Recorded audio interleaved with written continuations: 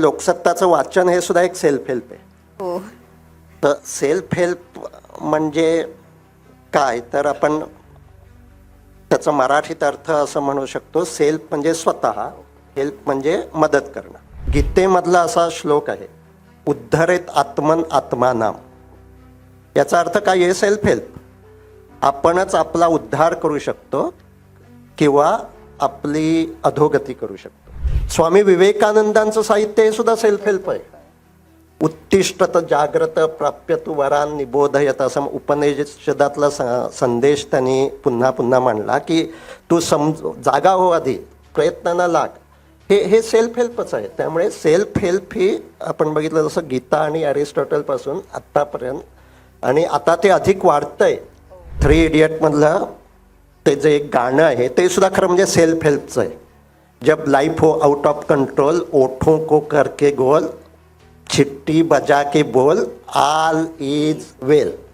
आता ही अँझायटीवरची थेरपी आहे, स्ट्रेसवरची थेरपी आहे की, आणि चांगली शब्दरचना खूप चांगली आहे त्याची. ज्यावेळी आपल्या कंट्रोलच्या बाहेरच्या गोष्टी आहेत, कंट्रोलमधल्या गोष्टी आहेत तर हे करा असं तो सांगत नाही आहे. कंट्रोलमधल्या गोष्टी आहेत त्यावेळी जे काही कंट्रोलमधलं आहे ते आपल्याला करायला हवं. भावनिक बुद्धी म्हणजे हेच की आत्ता माझा मूड खराब होतोय, आणि मग तो -1 -2ला असू शकतो, ज्यावेळी आपल्याला भावनांना नाव देता येत नाही. पण मला आत्ता भीती वाटते तर -3 नंबर, -3 किंवा -4 हे मुलांना शिकवायला हवं आणि आपण करायला हवं. तर मग आपली मुलंसुद्धा भावनिक बुद्धी चांगली असणारी असू शकतात. माणूस हा माणूस राहणारच नाही टेक्नॉलॉजीमुळे. माणूस म्हणजे काय, मी निर्णय घेऊ शकतो कारण माझ्या हृदयाचे ठोके वाढले आहेत हे माझ्या आधी टेक्नॉलॉजीला कळतं, जे आजही कळतं डिजिटल वॉचमुळे.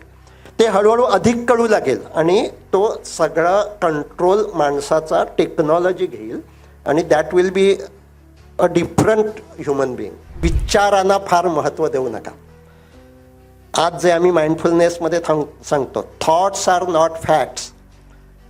विचार म्हणजे सत्य नाही, विचार ही एक शक्यता आहे.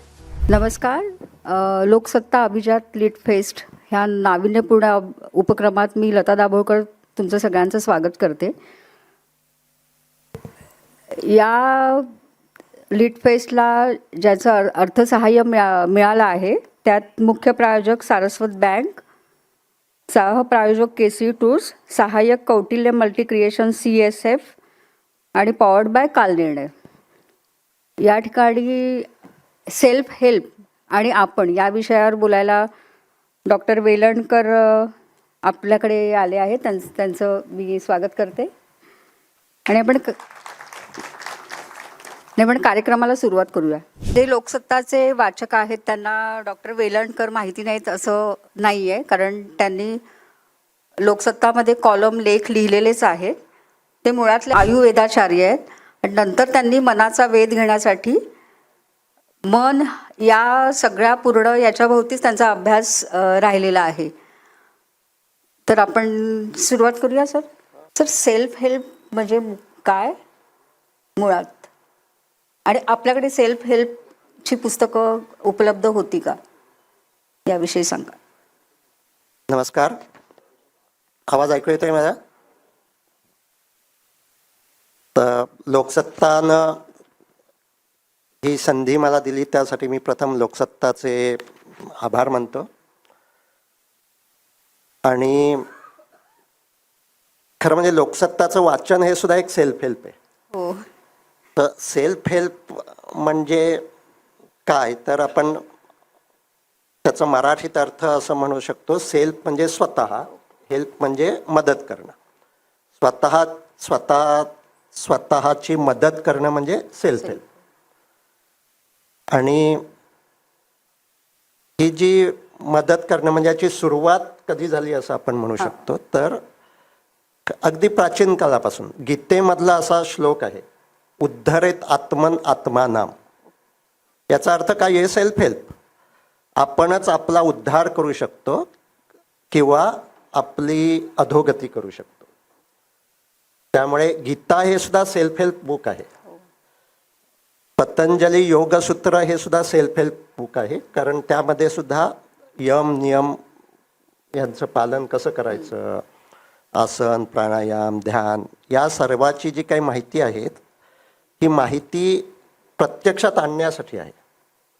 आणि त्यामुळे आपल्या इथे ही जी काही गीता, पतंजली योगसूत्र, बुद्धाचं जे त्रिपिटक, कारण त्यामध्ये सुद्धा ध्यान सराव कसा करायचा ते सांगितलेलं आहे. परदेशात सुद्धा ॲरिस्टॉटलचं जे सर्व साहित्य आहे हे सेल्फ हेल्पच आहे. म्हणजे आत्ता आपण असं पाहू शकतो की गीतेमध्ये काय सांगितलं आहे, समत्वम योग उच्यते. आता ॲरिस्टॉटलने सुद्धा हेच सांगितलं आहे. ॲरिस्टॉटलने असं सांगितलं आहे, any virtue when goes to extreme it become vice. ज्यावेळी कोणताही गुण टोक गाठतो त्यावेळी तो दोष होतो. So real virtue is golden mean. आता हे सुद्धा सेल्फ हेल्पच आहे की मी सजग राहायला हवं, मी जास्त बडबडत नाही ना, किंवा अगदीच बोलत नाहीच आहे असं आहे का, मी जास्त उधळपट्टी करतोय का, किंवा खूपच कंजूषपणा करतोय का, हे स्वतःला पाहत राहणं आणि स्वतःमध्ये बदल करत राहणं. त्यामुळे सेल्फ हेल्प आपण असं म्हणू शकतो की जे काही साहित्य मला अंतर्मुख करतं आणि माझ्यामध्ये काय प्रगती होऊ शकते, माझ्यातले कोणते दोष घालवायला हवेत याविषयी मला माहिती देतं आणि ते अप्लाय करण्याची प्रेरणा देतं, ते सर्व काही सेल्फ हेल्प आहे. त्यामुळे सेल्फ हेल्प पुस्तकं असतात. तसंच सेल्फ हेल्प आत्ताचा आपला हा कार्यक्रम हा सुद्धा एक सेल्फ हेल्पचा प्रोग्राम होऊ शकतो की ज्या कार्यक्रमामधून तुम्हाला जर काही असं जाणवलं की हां हे माझ्या आयुष्यात मला अप्लाय करायला हवं, तर ते आत्ताचा कार्यक्रम हा सुद्धा सेल्फ हेल्प होईल. व्हॉट्सअपवर मेसेज येतात ते सुद्धा सेल्फ हेल्प असू शकतात जर आपण त्यामधून काही घेणार असू तर. आणि त्यामुळे सेल्फ हेल्प हा शब्द परदेशात कधी अधिकृत झाला तर 1859 साली सॅम्युअल स्माइल्स नावाचे एक लेखक आहेत, त्यांनी याच नावाचं पुस्तकच लिहिलं.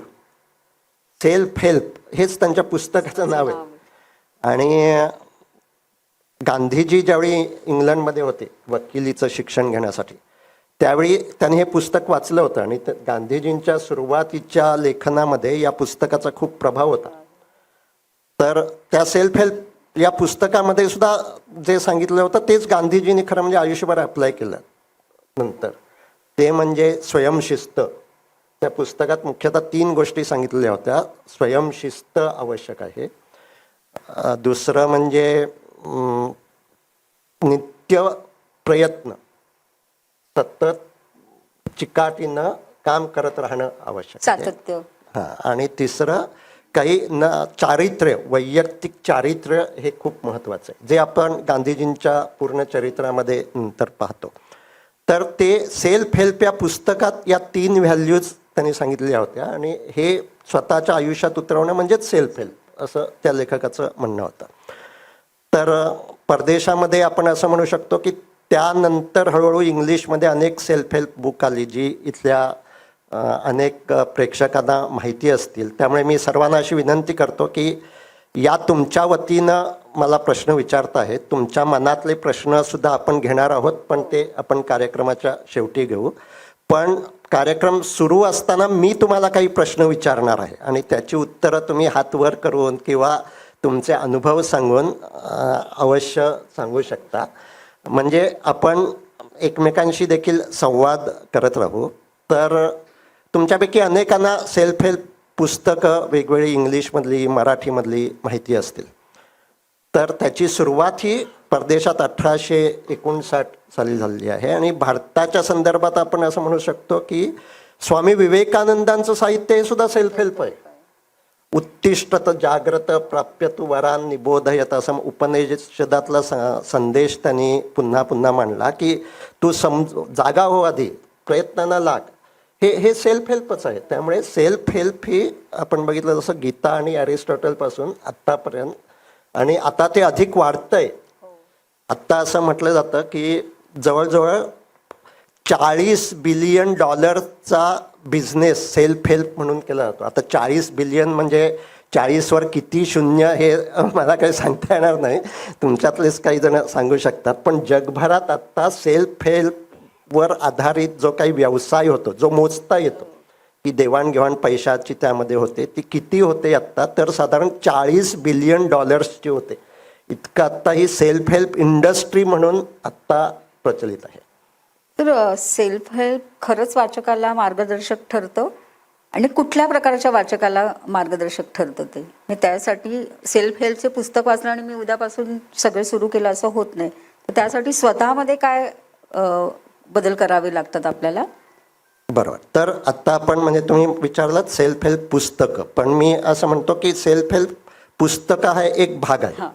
आता सेल्फ हेल्प ॲप आहेत, हो, सेल्फ हेल्प कोर्सेस आहेत वेगवेगळे. मी मगाशी म्हटलं तसं सेल्फ हेल्प वेगवेगळे मेसेज म्हणजे यूट्यूबवर अनेक व्हिडिओ आहेत की जे सेल्फ हेल्पशीच संबंधित आहेत. सेल्फ हेल्प ॲप आत्ता माझे मित्र इथे अजित कुलकर्णी सर आलेले आहेत, ते आम्ही एक सेल्फ हेल्प ॲप सुरू केलं आहे ज्याचं नाव आहे माइंड अ ब्रेथ.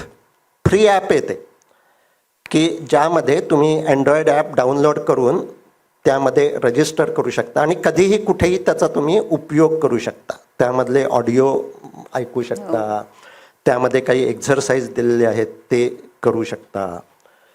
तर हे सगळं करायला पाहिजे. तुमच्या प्रश्नाचं जे आहे की सेल्फ हेल्प पुस्तकं आपण वाचली तर त्याचा काही उपयोग होतो का, तर मला असं वाटतं की केवळ पुस्तकं वाचून उपयोग होणार नाही. ते जे त्या पुस्तकात सांगितलेलं आहे ते आपण आपल्या आयुष्यात ॲप्लाय करत असू तर त्याचा उपयोग होईल. आणि म्हणून मला पुन्हा प्रेक्षकांना असं विचारायचं आहे की आपण जे काही वाचतो, यूट्यूबवर पाहतो, हे जे काही करतो त्यावेळी हे आपण का करतो असा आपण प्रश्न स्वतःला विचारायला हवा आणि तुम्ही तो विचारत असाल. आता तुमच्याशी संवाद साधायचा म्हणून मी तुम्हाला असा प्रश्न विचारतो की आपण केवळ एंटरटेनमेंट करमणूक म्हणून वाचतो असे किती जण आहेत, त्यांनी हात वर करा. की करमणूक म्हणून आपण काही ना काही वाचतो, पाहतो. केवळ करमणूक नाही, करमणूक म्हणून पाहतो, वाचतो, ऐकतो. आज सुद्धा इथे कार्यक्रमाला काही जण असे आलेले असतील की टाइमपास, थोडं फ्री कार्यक्रम आहे, घरी बसूनच कंटाळा आणण्यापेक्षा जाऊया असं म्हणून मी इथे आलेले आहे. तर इट्स ओके. तसंच आपण यूट्यूबचे व्हिडिओ पाहतो, काही वाचतो, कथा कादंबऱ्या वाचतो. असे मला असं वाटतं की आपण बहुसंख्य असेच असतो. त्यामुळे मी विनंती करतो, जे एक उद्देश हा असतो की मी करमणूक म्हणून चांगला वेळ जावा म्हणून मी हे वाचतो, पाहतो, त्यांनी कृपया हात वर करा. तुम्ही करमणूक म्हणून काहीच वाचत नाही? हात वर करा ना. जे आपण, मला असं वाटतं की आपण सर्वजण काही ना काही करमणूक म्हणून वाचत असतो, पाहत असतो. आता दुसरा उद्देश असतो माहिती घेण्यासाठी काहीतरी वाचतो. यातली माहिती मला कमी आहे आणि माहिती मिळायला हवी म्हणून आपण वाचतो, पाहतो, ऐकतो.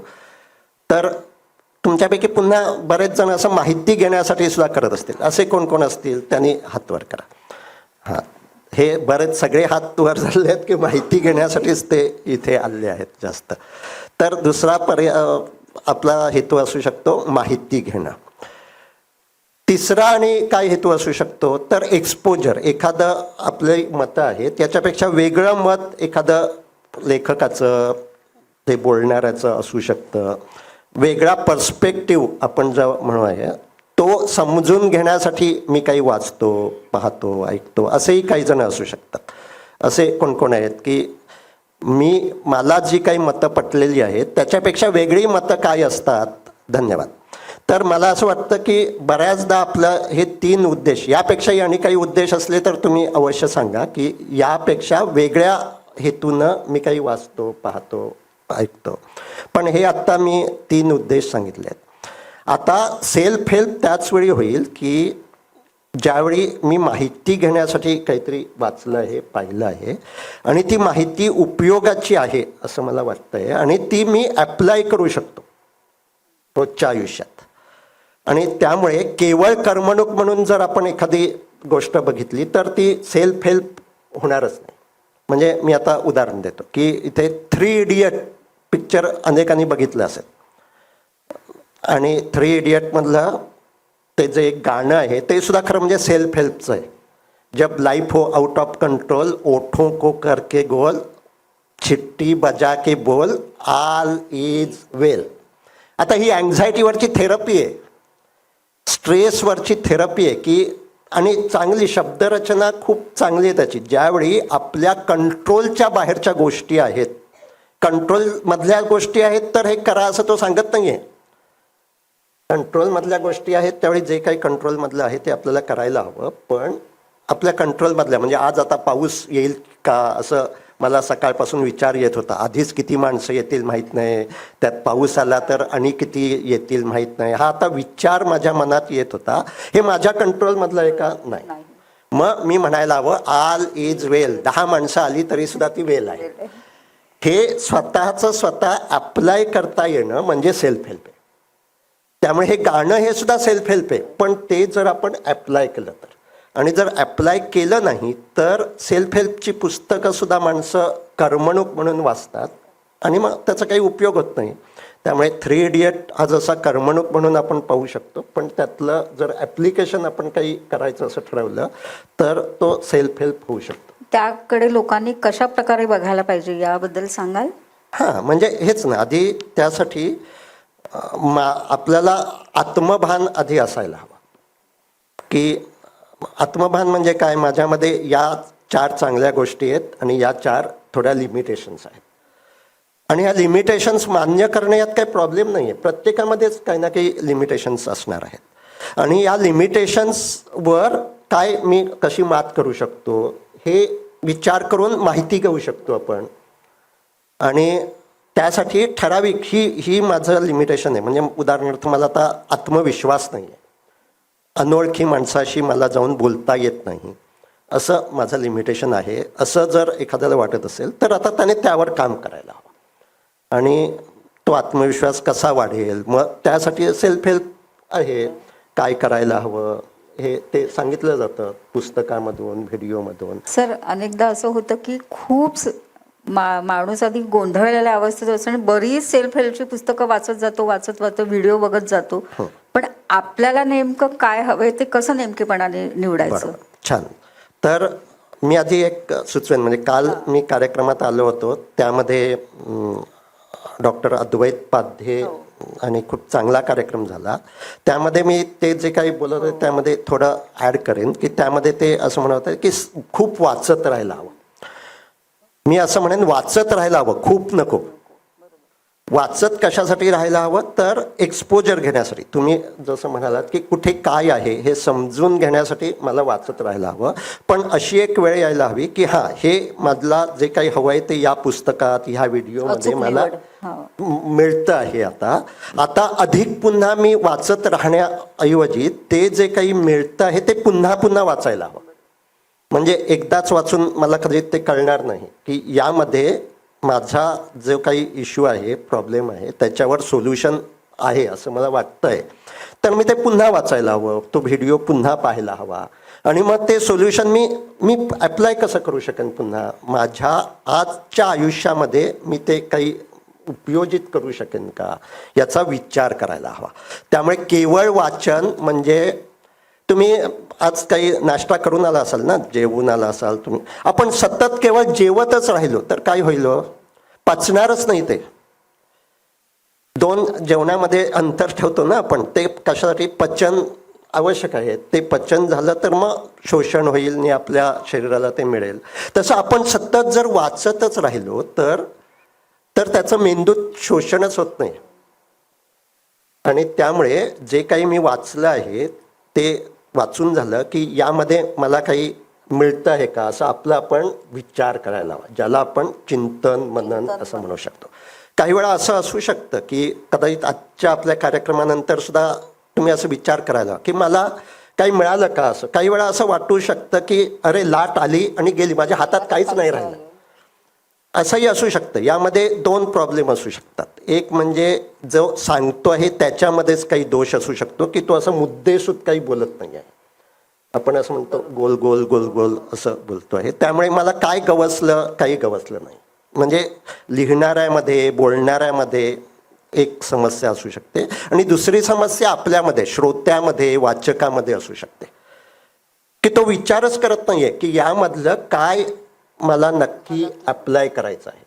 त्यामुळे तुमच्या प्रश्नाचं उत्तर असं आहे की काही वाचून झालं आणि हे मला उपयोगी आहे असं वाटलं तर मी पुन्हा त्याचं रवंथ करायला हवं. जसं गाय रवंथ करते की ते पुन्हा पचन करते, तसं तसं आपण जे काही माहिती घेतली आहे, नक्की काय समजली आहे मला माहिती आणि ती मी ॲप्लाय करू शकेन का, ती अप्लाय करण्यामध्ये काय काय अडथळे असू शकतात, हे जर माणसानं विचार केला आणि त्यानुसार काम केलं तर सेल्फ हेल्प पुस्तकं किंवा सगळंच सेल्फ हेल्प साहित्य हे उपयोगी पडणार आहे.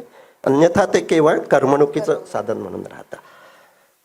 तर समाजात नैराश्याचं प्रमाण खूप वाढलेलं आहे. तर अशा वेळी ही सेल्फ हेल्प पुस्तकं किंवा जे काही यूट्यूब्सवर व्याख्यानं असतात ती कितपत उपयोगी पडतात?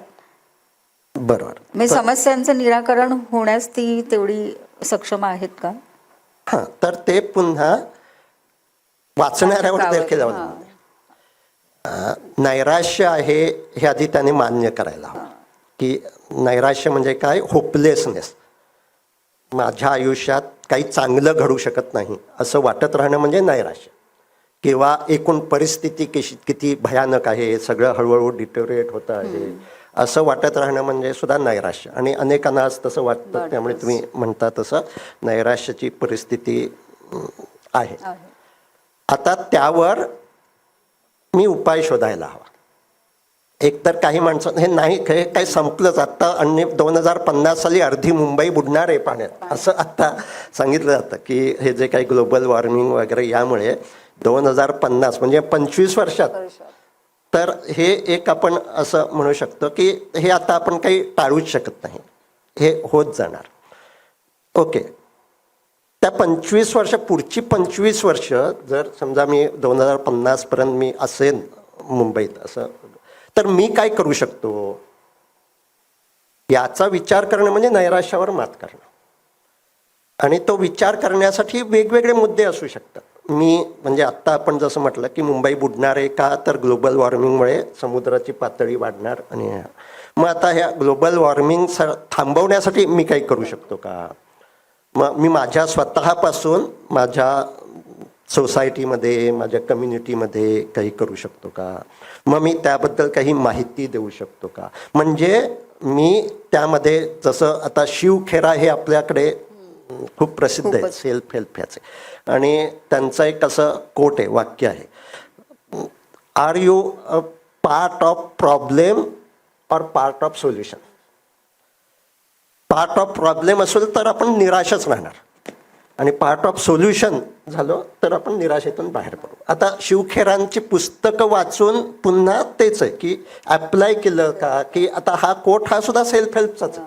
कोणतीही समस्या आहे तर मी समस्येचा भाग आहे की त्याच्यावरच्या उत्तराचा भाग आहे, आणि त्यावरच्या उत्तराचा भाग मला व्हायचं आहे असं आधी प्रथम वाटणं म्हणजे नैराश्यातून बाहेर पडणं.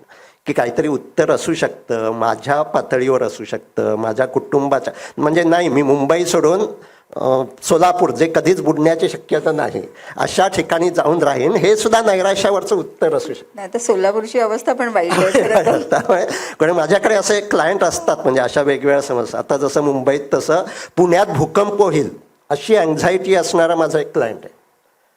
आणि असे खूप वेगवेगळ्या अँझायटी माणसाच्या मनात आज असू शकतात आणि त्या सर्व अँझायटीवर आपण मात करू शकतो. त्याच्यावर आपण कृती कार्यक्रम बनवू शकतो, आणि जे कृती कार्यक्रम बनवता येण्यासारखं नाही आहे त्या अँझायटीच्या विचारांकडे कसं पाहायचं, त्यापासून कसं अलग व्हायचं, आणि अँझायटीचा जो आपल्या शरीर मनाला त्रास होत असतो तो कसा कमी करायचा, हेच आम्ही शिकवतो. त्याला माइंडफुलनेस असं आम्ही म्हणतो. सो त्याचं आमचं एक ॲप आहे. सो आता mindfulness is also self help. म्हणजे काय की मी सांगू शकतो तुम्हाला श्वासाकडे लक्ष द्या, इथे आत्ता तुम्ही परवानगी दिली तर ह्यांना सुद्धा मी करून घेऊ शकतो ते तसं. तर आता लक्ष द्यायचं की नाही हे तुम्ही ठरवायचं आहे, म्हणून कंपल्सरी मी काही करू शकत नाही तुमच्यावर. मी तुम्हाला सांगू शकतो श्वास समजतोय का, श्वासाकडे लक्ष द्या, आणि असं लक्ष दिलं तर तो जो अँझायटीचा विचार तुम्ही करत राहतात तो थांबू शकतो. आता हे प्रॅक्टिस करायला हवी आणि त्यामुळे सेल्फ हेल्प जबरदस्ती करून होऊ शकते. सातत्य हा महत्वाचा. त्यामध्ये सातत्य हे खूप महत्वाची गोष्ट आहे. सर, मुलांमध्ये पण नैराश्याचं प्रमाण वाढले, त्या आई वडिलांना पालकांना काय सांगू शकाल की त्यांना त्या सेल्फ हेल्पच्या माध्यमातून तुम्ही कसं बाहेर काढू शकता? कारण तो तर फारच पालकांना अगदीच तणावग्रस्त करणारा विषय आहे सध्या. बरं, तर कमिंग टू दी सोल्युशन, आधी आपण घरामध्ये भावनिक गप्पा मारतो का? की तुम्ही म्हणालात मुलांमध्ये नैराश्याचं प्रमाण वाढलं आहे, हे मुलं व्यक्त करतात का? आणि ते आधी पेरेंट्सशी, म्हणजे मी आज अनेक घरात असं बघतो की संवाद खूप कमी झालेला आहे पेरेंट्स आणि विशेषतः टीनेज मधली मुलं. तर तो आधी संवाद निर्माण व्हायला हवा, आणि तो निर्माण झाल्यावर दोघांनी भावनिक गप्पा एकमेकांशी मारायला हव्या, ज्या आपल्या कुटुंबामध्ये खूप कमी होतात. म्हणजे काय की आज मी मगाशी म्हटलं तसं पाऊस येईल की काय अशी मला चिंता वाटत होती, हे मी माझ्या मुलांना सांगितलं पाहिजे. म्हणजे माझ्या मनात सुद्धा चिंतेचे विचार येत असतात. तुझ्या मनात कधी येतं चिंता? तुला कसली चिंता वाटते? भावनांचं आदान प्रदान होणं. भावनांचं आदान प्रदान. आपल्या मनात ज्या काही या भावना, चिंता वाटणं ही अगदी नैसर्गिक भावना आहे. आता काही जणांना अशी वाटतं, म्हणजे मी आता सांगतोय की मला सुद्धा आज चिंता वाटत होती की पाऊस पडेल की काय. हे मान्य करण्याला देखील काही जणांना चुकीचं, अपराधी, किंवा आपल्याला काहीतरी आपण मनाची ताकद कमी केलेली आहे असं वाटतं. असं नाही आहे. चिंता वाटणं हे अतिशय स्वाभाविक गोष्ट आहे. तर हे आधी मुलांना सुद्धा पटायला हवं की हां, चिंता वाटणं हे स्वाभाविक आहे. काही वेळा उदास वाटणं हे देखील स्वाभाविक आहे. काही वेळा आधी पालकांना पण पटायला पाहिजे. आधी पालकांनाही पटलं पाहिजे, आणि हा संवाद व्हायला हवा दोघांचाही. आणि मग मुलांनी सुद्धा व्यक्त हळूहळू त्यामधून होऊ शकतात. इथे जे पालक, म्हणजे जनरलाइज मी एक स्टेटमेंट करतोय की घरात जर असा संवाद होत नसेल तर मी असं सुचवतो माझ्या क्लायंटना की पुढले 15 दिवस मुलाला कोणताही उपदेश करायचा नाही, पण संवाद साधायचा, म्हणजे त्याचं कौतुक करत राहायचं. खोटं खोटं नाही, खरं खरं. आज तू आपणहून वेळेवर उठलास, आज तू वेळेवर कॉलेजला जाण्यासाठी बाहेर पडलास, याचं कौतुक करत राहायचं, जे आपण खूप कमी करतो.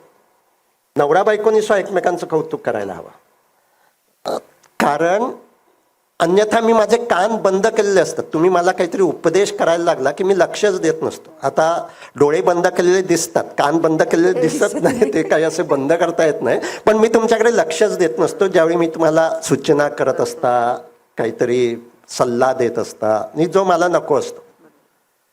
मग मी थोडेसे कानाचे दरवाजे केव्हा उघडतो? ज्यावेळी तुम्ही माझं थोडंसं कौतुक करू लागता. अरे, आज मला या काहीतरी सल्ला न देता काहीतरी माझ्याबद्दल चांगलं बोलतायत. मग मी थोडेसे कानाचे दरवाजे उघडू लागतो, तुमच्याकडे थोडं थोडं लक्ष देऊ लागतो.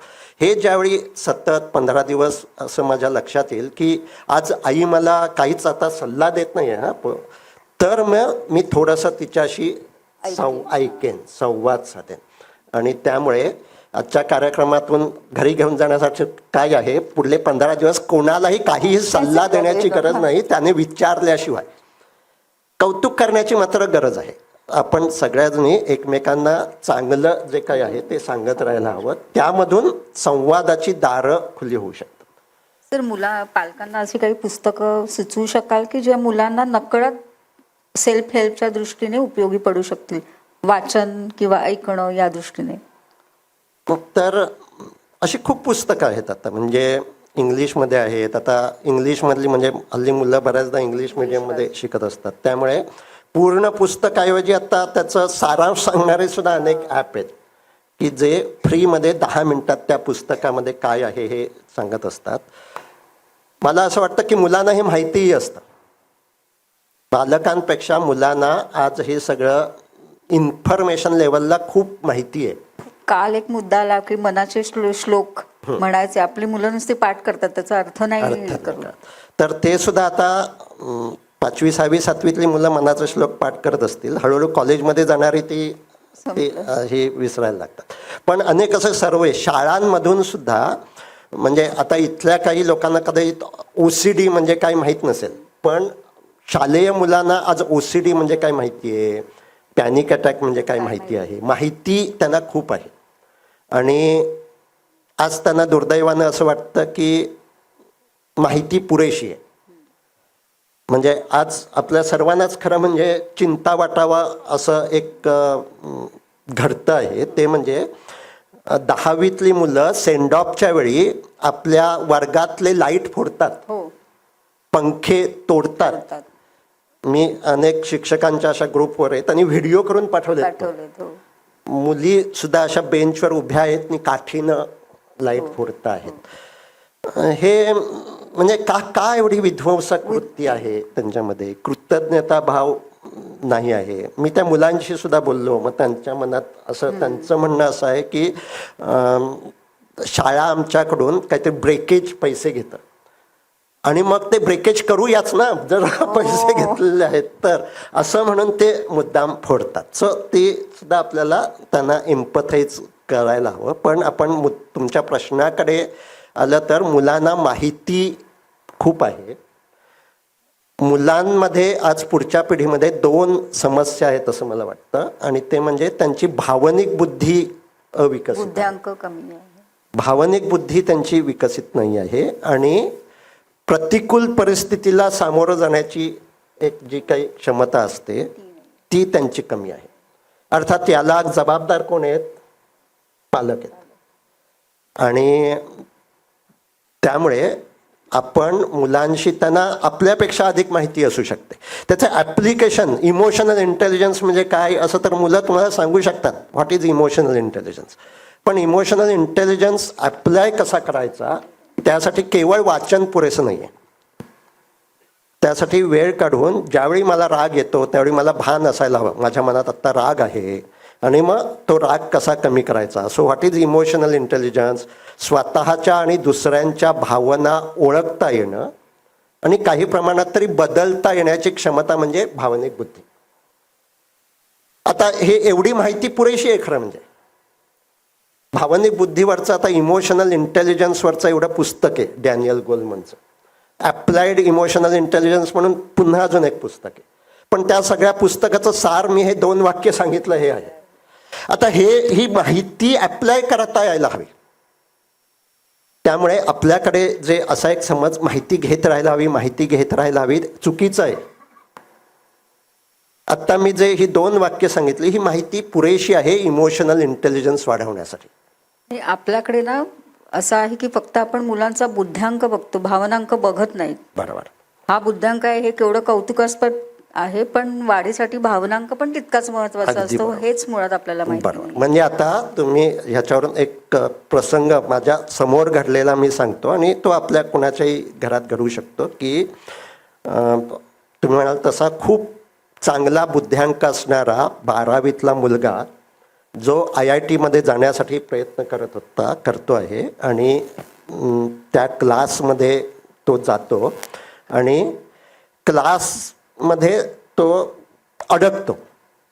म्हणजे शिपाई शटर बंद करतो, हा कदाचित वॉशरूमला वगैरे गेलेला असू शकतो, आणि तो बाहेर येतो आणि त्याला समजतं अरे आपण अडकलोय. तो घाबरतो, रडतो आणि आईला फोन करतो. आणि आई ते ऐकल्यावर त्याच्यापेक्षा अधिक हायपर होते, ती त्याच्यापेक्षा जोरात चिडते, आणि मग ती प्राध्यापकांना फोन करते. हे माझ्यासमोर, मी प्राध्यापकांच्या समोर बसलेलं असताना त्यांना फोन आला असा, आणि ती आई एवढी चिडलेली होती, काय तुमचा शिपाई, माझा मुलगा आत राहिलेला आहे, घाबरला आहे तो, आता त्याच्यावर केवढा ट्रॉमा होईल, तुम्ही असं कसं दार बंद केलं वगैरे वगैरे, ती चिडून बोलत होती. प्राध्यापकांनी तिला, थांबा 2 मिनटं, मी शिपायाला फोन करतो आणि दरवाजा तो उघडेल. आता हा प्रसंगामध्ये खरं म्हणजे भावनिक बुद्धी वाढवण्याची संधी आहे, जी आईची सुद्धा भावनिक बुद्धी विकसित नाही आहे. खरं म्हणजे त्या मुलानं ज्यावेळी त्याच्या लक्षात आलं की आपण आत अडकलो आहे, आईला का फोन करावा? प्राध्यापकांचा फोन त्याच्याकडेही असणार, तोच प्राध्यापकांना फोन करू शकतो का की सर मी आत अडकलोय, जरा दरवाजा उघडा. पण त्याला ते भान नाही, कारण प्रतिकूल परिस्थितीला सामोरं जाण्याची वेळच त्याच्यावर आली नाही. मी आत अडकलोय ह्यामुळेच त्याचं भावना इतक्या अस्वस्थ झाल्या की तो रडायला लागला. आणि मग पहिलं हेल्प म्हणजे आई. आज आम्ही असं चेष्टेत म्हणतो की आज आया एवढ्या कंट्रोलिंग असतात की उद्या मुलगा हनीमूनला गेल्यावर स्वतः बरोबर जातील, नीट सगळं होतंय ना असं तर विचारायला.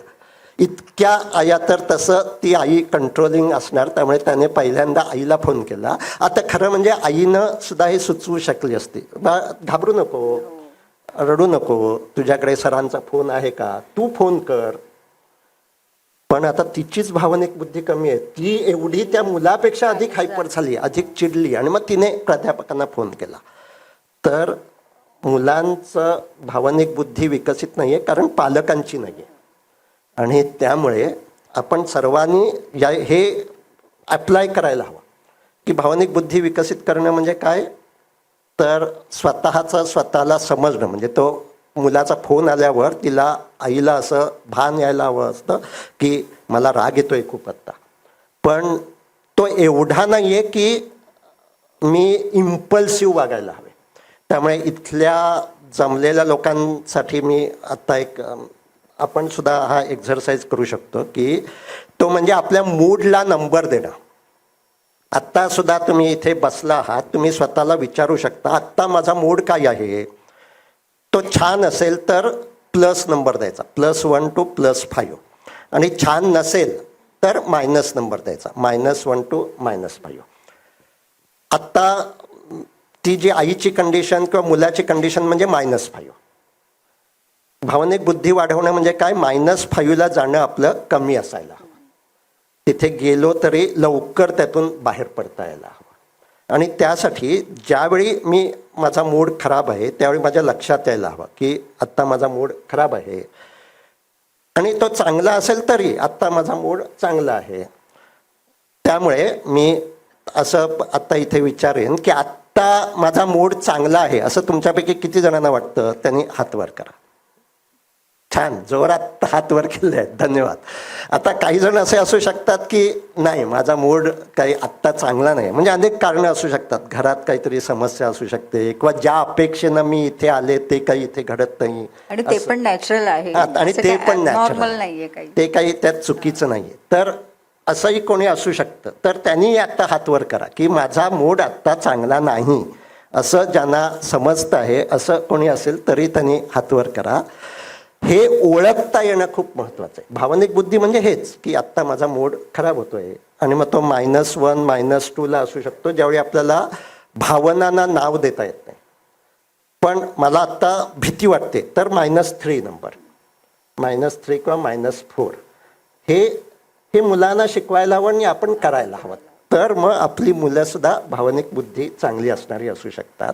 सो सेल्फ हेल्पमध्ये हे महत्त्वाचं आहे की हे जे मी आत्ता सांगितलं आहे, ही माहिती पुरेशी आता ही अप्लाय करायला हवी.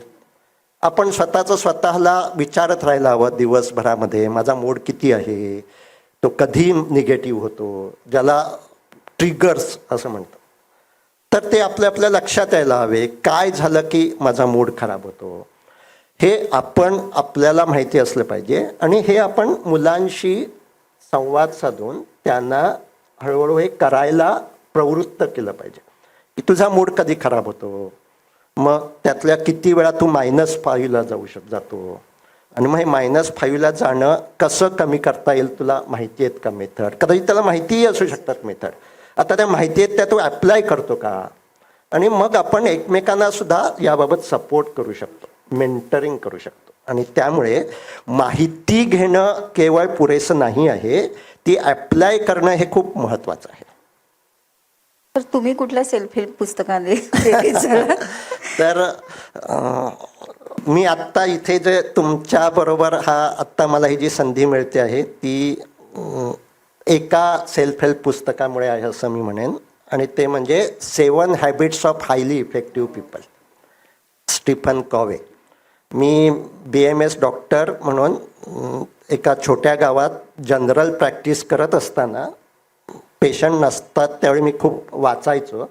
पण तेव्हाच माझ्या असं लक्षात आलं की वाचतो ते अप्लाय करायला हवं. आणि असंच वाचताना हे मी 7 habits of highly effective people हे पुस्तक वाचलं आहे. आणि ते सेल्फ हेल्प पुस्तक खूप चांगलं. तुमच्यापैकी कोणी कोणी वाचलं आहे का? तर हातवर करा. 7 habits of highly effective people. छान. आता ते ॲप्लाय करायला हवं. मी काही प्रमाणात ते त्यातले जे म्हणजे त्या 7ही हॅबिट्स कोणाकोणाला आठवत आहेत आत्ता 7 हॅबिट्स त्यातल्या? आठवत असतील तर हातवर करा की 7 हॅबिट्स अजित सरांना आठवत आहेत. मी आत्ता तुम्हाला सांगू शकतो त्या 7 हॅबिट्स काय आहेत त्या. ती पुन्हा माहिती होईल. आता ती ॲप्लिकेशन आता मी का सांगू शकतो? कारण मी त्यावर विचार करत राहिलो आहे. गेली अनेक वर्ष मी ते, त्यामुळे आपण मगाशी जे बघितलं की वाचलं आणि मग ते आधी आठवायला हवं. त्यासाठी ते वाचलेलं पुन्हा मी विचार करत राहायला हवा. ते विचार करत राहिलो तर माझ्या ते स्मृतीमध्ये साठतं. आणि आता माहितीसाठी मी सांगतो त्या 7 हॅबिट्स काय आहेत त्या. पहिली हॅबिट, बी प्रोॲक्टिव्ह.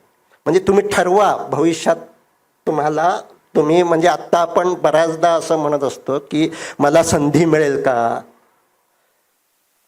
संधी निर्माण करायला हवी असं तो म्हणतो. That is B proactive. अन्यथा आपण सगळे रिॲक्टिव्ह असतो. सो प्रोॲक्टिव्ह म्हणजे माझ्यात काय चांगलं आहे ते मी कसं शोधेन, ते कसं विकसित करीन. आणि आपल्या इथे वामनराव पैंचं सुद्धा तर वाक्य, तूच तुझ्या जीवनाचा शिल्पकार. आता हे सुद्धा वाक्य हे सेल्फ हेल्प आहे. ते म्हणजेच बी प्रोॲक्टिव्ह. तू ठरव तुझ्या आयुष्यात तुला काय साधायचं आहे. आणि ते वाचताना मला असं मी ठरवलं की नाही, मी प्रॅक्टिस करत नाही राहणार. कारण मला त्यावेळी असं, मी जे आत्ता तुमच्याशी बोलतोय हे पेशंटशी बोलायचं असं असायचं. पण पेशंटला ते काय ऐकून घ्यायचंच असायचं. त्याला काहीतरी औषध दे आणि मला बरं कर असं सांगायची हे असायची. त्यामुळे पहिली हॅबिट बी प्रोॲक्टिव्ह. आणि त्यामध्ये खूप चांगलं हे आहे, nobody can hurt me without my consent. आज आमच्याकडे जे क्लायंट येतात ते कायम हर्ट झालेलेच असतात. कोणीतरी माझा बॉस मला दुखावतो, माझ्या नवरा दुखावतो, तो असंच असतात. ते बी प्रोॲक्टिव्ह म्हणजे महत्त्वाची गोष्ट की दुसरा कोणी मला त्रास देऊ शकत नाही. तो मला म्हणजे काहीतरी बोलेल, हे करेल, त्रास करून घ्यायचा की नाही हे माझ्यावर आहे. आणि हे अप्लाय करणं म्हणजे बी प्रोॲक्टिव्ह. दुसरे habit, start with and in mind. म्हणजे आम्ही आत्ता माइंडफुलनेसमध्ये म्हणतो व्हॅल्यू ठरवा. मी हे का करणार आहे आणि मला नक्की काय साधायचं आहे. Third habit, first think first. हा रस्ता तुम्ही ठरवला की आत्तापासून मी काय कृती करणार. That is time management. मी वेळ कसा काढेन, मग ती कृती कशी करीन. ही 3 हॅबिट ह्या स्वतःवर विजय मिळवण्यासाठी आहेत. आणि उरलेल्या 3 हॅबिट्स या जगावर इतरांवर विजय मिळवण्यासाठी आहेत. त्यातली 4थी हॅबिट आहे थिंक विन विन. म्हणजे आत्ता आपण हे जे काही करतोय त्यामध्ये तुम्हाला सुद्धा आपण जिंकलो असं वाटायला हवं आणि मला सुद्धा जिंकलो असं वाटायला हवं. सो ज्यावेळी मी कोणाशी नातं निर्माण करतोय त्यावेळी त्याला सुद्धा असं वाटलं पाहिजे की हां, या नात्यामध्ये मला सुद्धा काहीतरी मी फायदा होणार आहे, मला काहीतरी याचा उपयोग होऊ शकतो, तरच ते नातं अधिक राहू शकतं. आणि ह्याचा आधी मी विचार करायला हवा. मी त्याला फसवण्याचाच विचार केला म्हणजे विन लूज, तर माझं ते नातं अधिक राहणारच नाही. आणि ती हॅबिट आहे थिंक विन विन. प्रथम विचार करतानाच असा करा. मग त्याच्या पुढची हॅबिट आहे, पहिल्यांदा दुसऱ्याच्या काय व्हॅल्यूज आहेत त्या समजून घ्या. आणि त्याच्या पुढची हॅबिट आहे सिनर्जाइज, की त्याचं एक मत आहे, माझं एक मत आहे, आता आपण अधिक चांगला पर्याय तिसरा काही काढू शकतो का. या 6 हॅबिट. आणि 7वी हॅबिट आहे शार्पन दी सॉ. म्हणजे तुमच्या हत्यार सतत धार काढत राहा. बुद्धीला, तुमच्या भावनांना. सो या 7 हॅबिट्स आहेत. आता या 7 हॅबिट्स हे तो खूप मोठा व्यवसाय. म्हणजे एका प्रकारे हा जो सेल्फ हेल्प बिझनेस, तो स्टीफन कॉवे हा खूप मोठा बिझनेसमनच होता. आणि त्याची मग वेगवेगळी याच्यावरच्या वेबसाईट होत्या. त्यावेळी ॲप नव्हतं, पण हे सगळं त्याने सांगितलेलं होतं. आता ही माहिती ॲप्लाय करणं हे खूप महत्त्वाचं आहे. आणि त्यामुळे तुमच्या प्रश्नाचं उत्तर आहे की होय, मी एका सेल्फ हेल्प पुस्तकातली माहिती ॲप्लाय केली म्हणून आज तुमच्याशी बोलण्याची मला संधी मिळते आहे. आणि ते पुस्तक म्हणजे 7 habits of highly effective people. तर सध्या तंत्रज्ञान इतकं वेगाने हे होतंय, बदलतंय, तर त्यामध्ये सेल्फ हेल्प पुस्तकाचं काय भविष्य असेल आणि सेल्फ हेल्प बाबतची नवनवीन तंत्रज्ञान काय काय आहे, कुठे कुठे उपलब्ध आहे तसे? हां, तर आतापर्यंत आपण सेल्फ हेल्प पुस्तकच असतात असं पाहतो. आत्ताच आपण पाहिलं की आता व्हिडिओ असू शकतात, ऑडिओ बुक असू शकतात, कोर्सेस वेगवेगळे असू शकतात, ॲप असू शकतात आणि त्यापुढे जाऊन AI सुद्धा असू शकतो की जो सेल्फ हेल्पमध्ये येऊ शकतो. की AI मला हळूहळू सुचवू शकतो, म्हणजे जे अजून नाही, आज मी AIचा उपयोग करून माझ्यातल्या स्किल्स मी कशा वापरू शकतो असा प्रश्न विचारला तर AI उत्तरं देतं. पण मला असं वाटतं की हळूहळू आता आमचं एक ॲप आहे साईप माइंड नावाचं, ज्यामधून ऑडिओ ऐकून आपण हा लक्ष देण्याचा सराव करू शकतो. त्यामध्ये ऑडिओ आहेत 10-10 मिनिटाचे आणि ते ऑडिओतल्या सूचनानुसार लक्ष देण्याचा सराव करायचा. कुठे कुठे लक्ष द्यायचं, आजूबाजूला द्यायचं, शरीरात काय चाललंय त्याकडे जायचं, मनात काय चाललंय त्याकडे द्यायचं. तर हे आता ऑडिओ ऐकून प्रॅक्टिस ही पुस्तकापेक्षा वेगळी आहे. पुस्तक केवळ वाचून ही प्रॅक्टिस कशी करायची हे कळणार नाही, पण आता टेक्नॉलॉजीमुळे ॲपच्या माध्यमातून आपण आता अशी प्रॅक्टिस करू शकतो.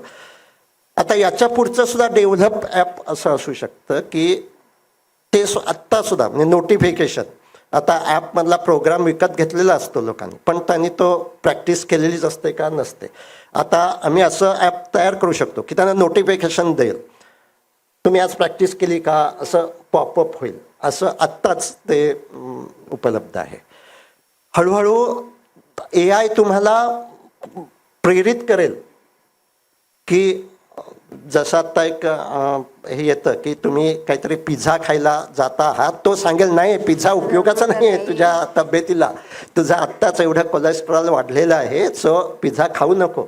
असं जर तुम्ही तुमचं जे काही फीड आहे ते केलं तर AI तुम्हाला असं मोटिवेट करत राहील. हे याच्या पुढचं शक्यता अशी असू शकेल आणि त्यामुळे टेक्नॉलॉजी खूप वेगानं बदलते आहे.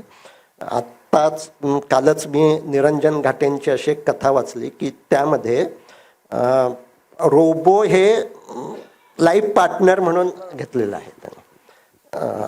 तर जसं सेक्शुअल पार्टनर हा सुद्धा रोबो असू शकतो, तर मग काय आपण म्हणू सेल्फ हेल्प करणारा तर रोबो असूच शकतो. आणि त्यामुळे तो असा मी एखादा रोबो माझ्यासाठी घेऊ शकतो आणि तो मला हे करू शकतो की 10 मिनटं ही प्रॅक्टिस कर, एक्झरसाइज कर, तुझी टू डू लिस्ट काढ, किंवा तोच टू डू लिस्ट करू शकतो. त्यामुळे तुमच्यापैकी होमो डेऊस नावाचं पुस्तक कोणी वाचलंय का? होमोसेपियन्स पुस्तक आहे की आपण कोण आहोत हे सांगणारं. तो माहिती आहेत ही पुस्तकं? हां. सो होमो डेऊस तो असं म्हणतो की माणूस हा माणूस राहणारच नाही टेक्नॉलॉजीमुळे. माणूस म्हणजे काय, मी निर्णय घेऊ शकतो. हळूहळू त्यात तो लेखक असं म्हणतो की माझे निर्णयच टेक्नॉलॉजीच घ्यायला लागेल, कारण माझ्या हृदयाचे ठोके वाढले आहेत हे माझ्या आधी टेक्नॉलॉजीला कळतं, जे आजही कळतं डिजिटल वॉचमुळे. ते हळूहळू अधिक कळू लागेल आणि तो सगळा कंट्रोल माणसाचा टेक्नॉलॉजी घेईल आणि that will be a different human being. आणि म्हणून त्याला तो नाव देतो होमो डेऊस. होमोसेपियन्स पुढल्या 50-100 वर्षात कदाचित संपून जाईल. त्यामुळे टेक्नॉलॉजी खूप वेगानं विकसित होते आहे.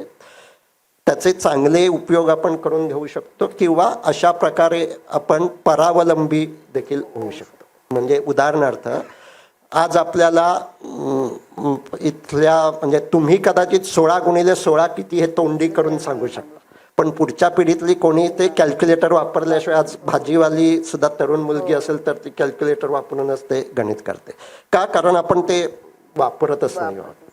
तसं निर्णय घेणं सुद्धा आपण जर हळूहळू कमी झालं आणि टेक्नॉलॉजी सांगते तेच निर्णय घ्यायला लागलो आपण, तर मग निर्णय घेण्याची क्षमता सुद्धा, जसं आज आपण 16x16 करू शकत नाही तसं निर्णय सुद्धा आपण घेऊ शकणार नाही.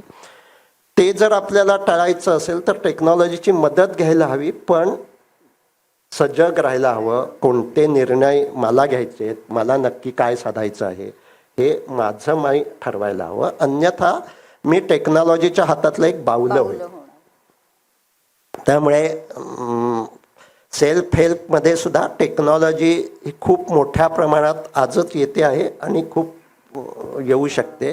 आता पुस्तकं, तुम्ही पुस्तकांशी संदर्भात आहात म्हणून मी दिनकर गांगल यांच्याबरोबर काम करतो आणि त्यांचं म्हणणं असं आहे की हळूहळू प्रिंट मीडिया ही आउटडेटेड आहे. प्रिंट मीडिया त्यांनी त्यावेळी असं हे होतं की अमुक साली शेवटचं पुस्तक प्रकाशित होईल, जे आज आपण असं पाहतो की कदाचित आत्ताच मी असं वाचलं की वयम नावाचं एक मुलांसाठीचं मासिक खूप चांगलं मासिक लोकसत्तामध्येच काम केलेल्या शुभदा चौकर त्याचं संपादन करत होत्या आणि या महिन्यापासून ते आता प्रिंट मीडियात येणार नाही, ते फक्त डिजिटल स्वरूपामध्ये येणार आहे. तर आमचे दिनकर गंगल म्हणतात हळूहळू सगळंच, म्हणजे आत्ता तुमच्या प्रश्नात सुद्धा लोकसत्ता तुम्हाला प्रिंट मीडियामध्ये आवडतो की ऑनलाईन आवडतो असं खाली एक प्रश्न आहे. सो हे कदाचित सगळा प्रिंट मीडिया हा काय माहीत नाही 50-100 वर्षात कदाचित आउटडेटेड झालेला असेल, पण सेल्फ हेल्प आउटडेटेड होणार, त्याची जास्त गरज लागेल. त्याची जास्त गरज राहील. प्रेक्षकांना कोणाला प्रश्न विचारायचे असतील तर विचारा.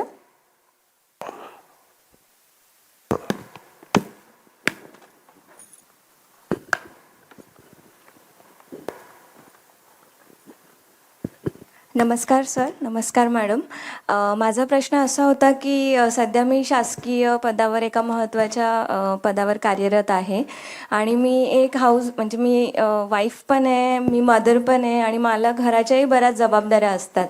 तर आता आपलं म्हणजे मुंबईमध्ये बराचसा महिला फोर्स हा वर्किंग असल्यामुळे आम्हाला बरंच कामाचं ताणतणाव येणं साहजिक आहे, कारण आम्ही दोन्ही लढाया लढत असतो. म्हणजे ऑफिसमध्ये ऑफिसचे टेन्शन्स असतात, ऑफिसची बरीचशी कामं असतात, पेंडिंग कामं असतात, प्रोजेक्ट्स असतात, आम्ही त्याच्यावरही काम करत असतो. त्याचबरोबरीने आम्ही घरातही बऱ्याच साऱ्या गोष्टी मल्टी मॅनेजमेंट करत असतो. तर हे सगळं करत असताना ह्या ताणतणावाचं कसं म्हणजे आम्ही मॅनेजमेंट कसं करायचं, कारण बऱ्याच वेळा आम्हाला स्ट्रेस येतो आणि मग तो जो स्ट्रेस आहे तो साहजिकपणे म्हणजे मुलं असतील घरात किंवा आपले पार्टनर असतील त्याच्यावर येण्याची खूप जास्त शक्यता असते आणि तो येतोच. तर त्याकरता सर तुम्ही थोडं मार्गदर्शन कराल तर खूप बरं होईल. थँक्यू. धन्यवाद. तर एक मार्गदर्शन मी केलंच आहे, ते म्हणजे तुम्ही आत्ता मूडला तुमचा नंबर देऊ शकता का? हो देऊ शकते. तर तो दिवसभरात 4-5 वेळा द्या. कामावर असताना द्या, कामावरून घरी ज्यावेळी जातात त्यावेळी द्या आणि ज्यावेळी तो मूड खराब असतो त्यावेळी लक्षात यायला हवं. म्हणजे आत्ता तुम्ही म्हटलात तसं कामाच्या जबाबदाऱ्या आहेत आणि तुम्ही घरी जाता आणि घरात सगळा पसारा पडलेला आहे आणि ते सगळं तुम्हाला दिसतं आहे, त्यावेळी मूड कसा असेल तर तो निगेटिव्ह असणार.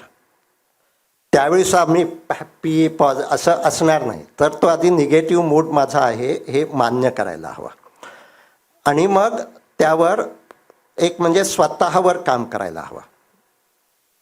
त्यातलं पहिलं काम म्हणजे आपण सुपर वुमन नाही हे स्वतःचं स्वतःला पटवून द्यायला हवं.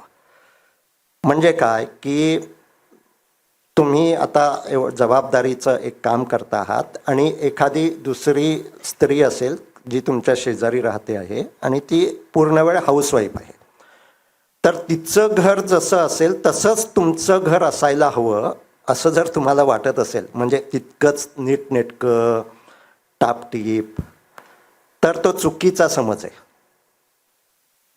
पटतंय का मी म्हणतोय? हां.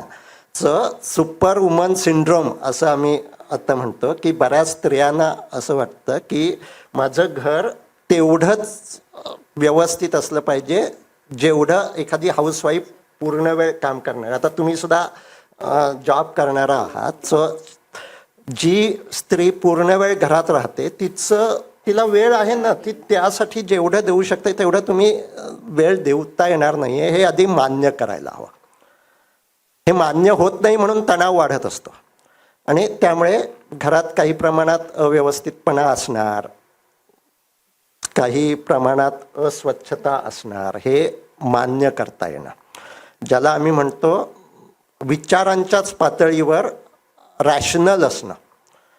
माझं घर त्या शेजारणी एवढं चकचकीत असलंच पाहिजे हा अविवेकी समज आहे. तो आधी बदलायला हवा. मी प्रयत्न करेन ते चांगलं ठेवण्याचा, पण काही प्रमाणात ते अव्यवस्थित अस्वच्छ असं असू शकतं, पहिली गोष्ट. आणि दुसरी गोष्ट, घरामध्ये तुमचं घर आता तुमचंही आहे, तसंच तुमच्या यजमानांचं आहे आणि मुलांचंही आहे. हा प्रश्न कुठलाही पुरुष मला सहसा विचारत नाही. का? स्त्रीच का विचारते? कारण तिच्या मनात ते कोरलं गेलेलं आहे की हे घर हे माझंच आहे. पुरुष घरी गेला की, म्हणजे आत्ता एक मेसेज येतो तो त्यातमध्ये असं सांगितलं आहे की एक अमेरिकेतले राष्ट्राध्यक्ष घरी गेल्याबरोबर बायकोला सांगत की पहिली 15 मिनटं माझ्याशी काही बोलू नको, तुझी काही ते सांगू नको. मी कदाचित तुम्ही आत्ता म्हणाल तसं ते असं सांगायचं आहे, मी म्हणजे चिडेन तुझ्यावर, आणि मी तू काही न करताना सुद्धा जर मी चिडायला लागलो तर मला सांग, कारण ते मी बाहेरचं जे काही घेऊन येतोय त्यामुळे माझं घरातलं हे असं असू शकतं. म्हणजे ते आता घरात आले की घराची जबाबदारी नसते त्यांच्यावर, ते शांतपणे 15 मिनटं, आता तुमचे मिस्टर नोकरी करतात आणि तुम्हीही करता, हळूहळू आत्ता हे लगेच बदलेल असं नाही, पण हळूहळू आपल्या मुलांमध्ये सुद्धा हे भान की घर दोघांचंही आहे आणि प्रत्येकानं ते व्यवस्थित ठेवण्यासाठी आपापला हातभार हा लावायला हवा. आणि तुमचा जो पहिला तो चिडचिड ही जी होते, तर जर तुम्हाला तो मूड लक्षात आला, आत्ता माझा -3 आहे, तर मुलांना किंवा नवऱ्यालाही तुम्ही सांगू शकता, मी जरा आता पाणी पिणार आहे, चहा पिणार आहे, आणि माझा मूड मग +1 पर्यंत आला की आपण बोलू. म्हणजे मग ती चिडचिड जी वाढत जाते ती वाढत जाणार नाही. आणि जसं स्वतःचा मूड ओळखता यायला हवा तसा दुसऱ्याचा सुद्धा ओळखता यायला हवा, की ते सुद्धा ज्यावेळी घरी येतात त्यावेळी त्यांचा सुद्धा मूड खराब असू शकतो, आणि ज्यावेळी दुसऱ्याचा मूड खराब असतो त्यावेळी पुन्हा काही बोलून उपयोग नाही. त्यांना आम्ही म्हणतो स्पेस द्यायला हवी, एक चहाचा कप द्या आणि शांत बसू द्या त्यांना. तर हे सुरुवातीला आधी अप्लाय करून बघा, आणि नंतर मग हे प्रॅक्टिसमध्ये, हे पुन्हा माहिती आहे सगळी, ही प्रॅक्टिसमध्ये येण्यासाठी मी असं सांगेन की माइंडफुलनेसची प्रॅक्टिस करणं आवश्यक आहे. ती म्हणजे रोज 10 मिनटं काढायची आणि वर्तमान क्षणात लक्ष देण्याचा सराव करायचा. वर्तमान क्षणात लक्ष देण्याचा सराव म्हणजे आत्ता तुमच्या परवानगीनं आपण तो प्रॅक्टिस करून घेऊ. की मी सगळ्यांना अशी विनंती करतो की यामध्ये काही अवघड नाही आहे. आत्ता आपण जी प्रॅक्टिस करू ती तुम्ही ऑफिसमध्ये असताना सुद्धा करू शकता. एक मीटिंग झाली की दुसऱ्या मीटिंगच्या आधी 1 ते 2 मिनटं अशी प्रॅक्टिस करायची. काय प्रॅक्टिस करायची? खुर्चीत तुम्ही बसलेले आहात, एक हात छातीवर ठेवा, दुसरा पोटावर ठेवा, डोळे बंद करायचे, आणि मी सूचना देतो तसं लक्ष द्यायचं.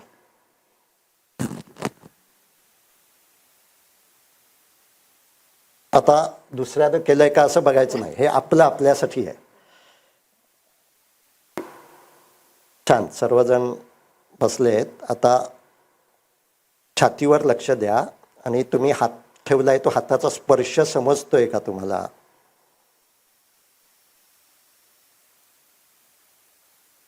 आता पोटावर लक्ष द्या, पोटावर हाताचा स्पर्श समजतोय का?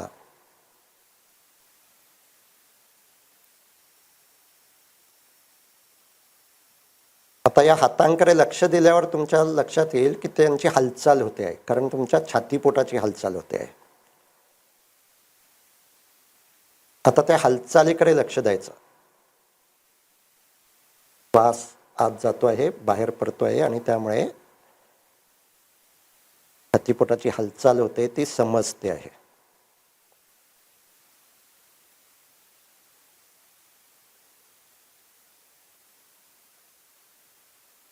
आता पुढचे 30 सेकंद अशा किती वेळा हालचाली होतात ते मोजायचं. मी 30 सेकंद मोजणार आहे.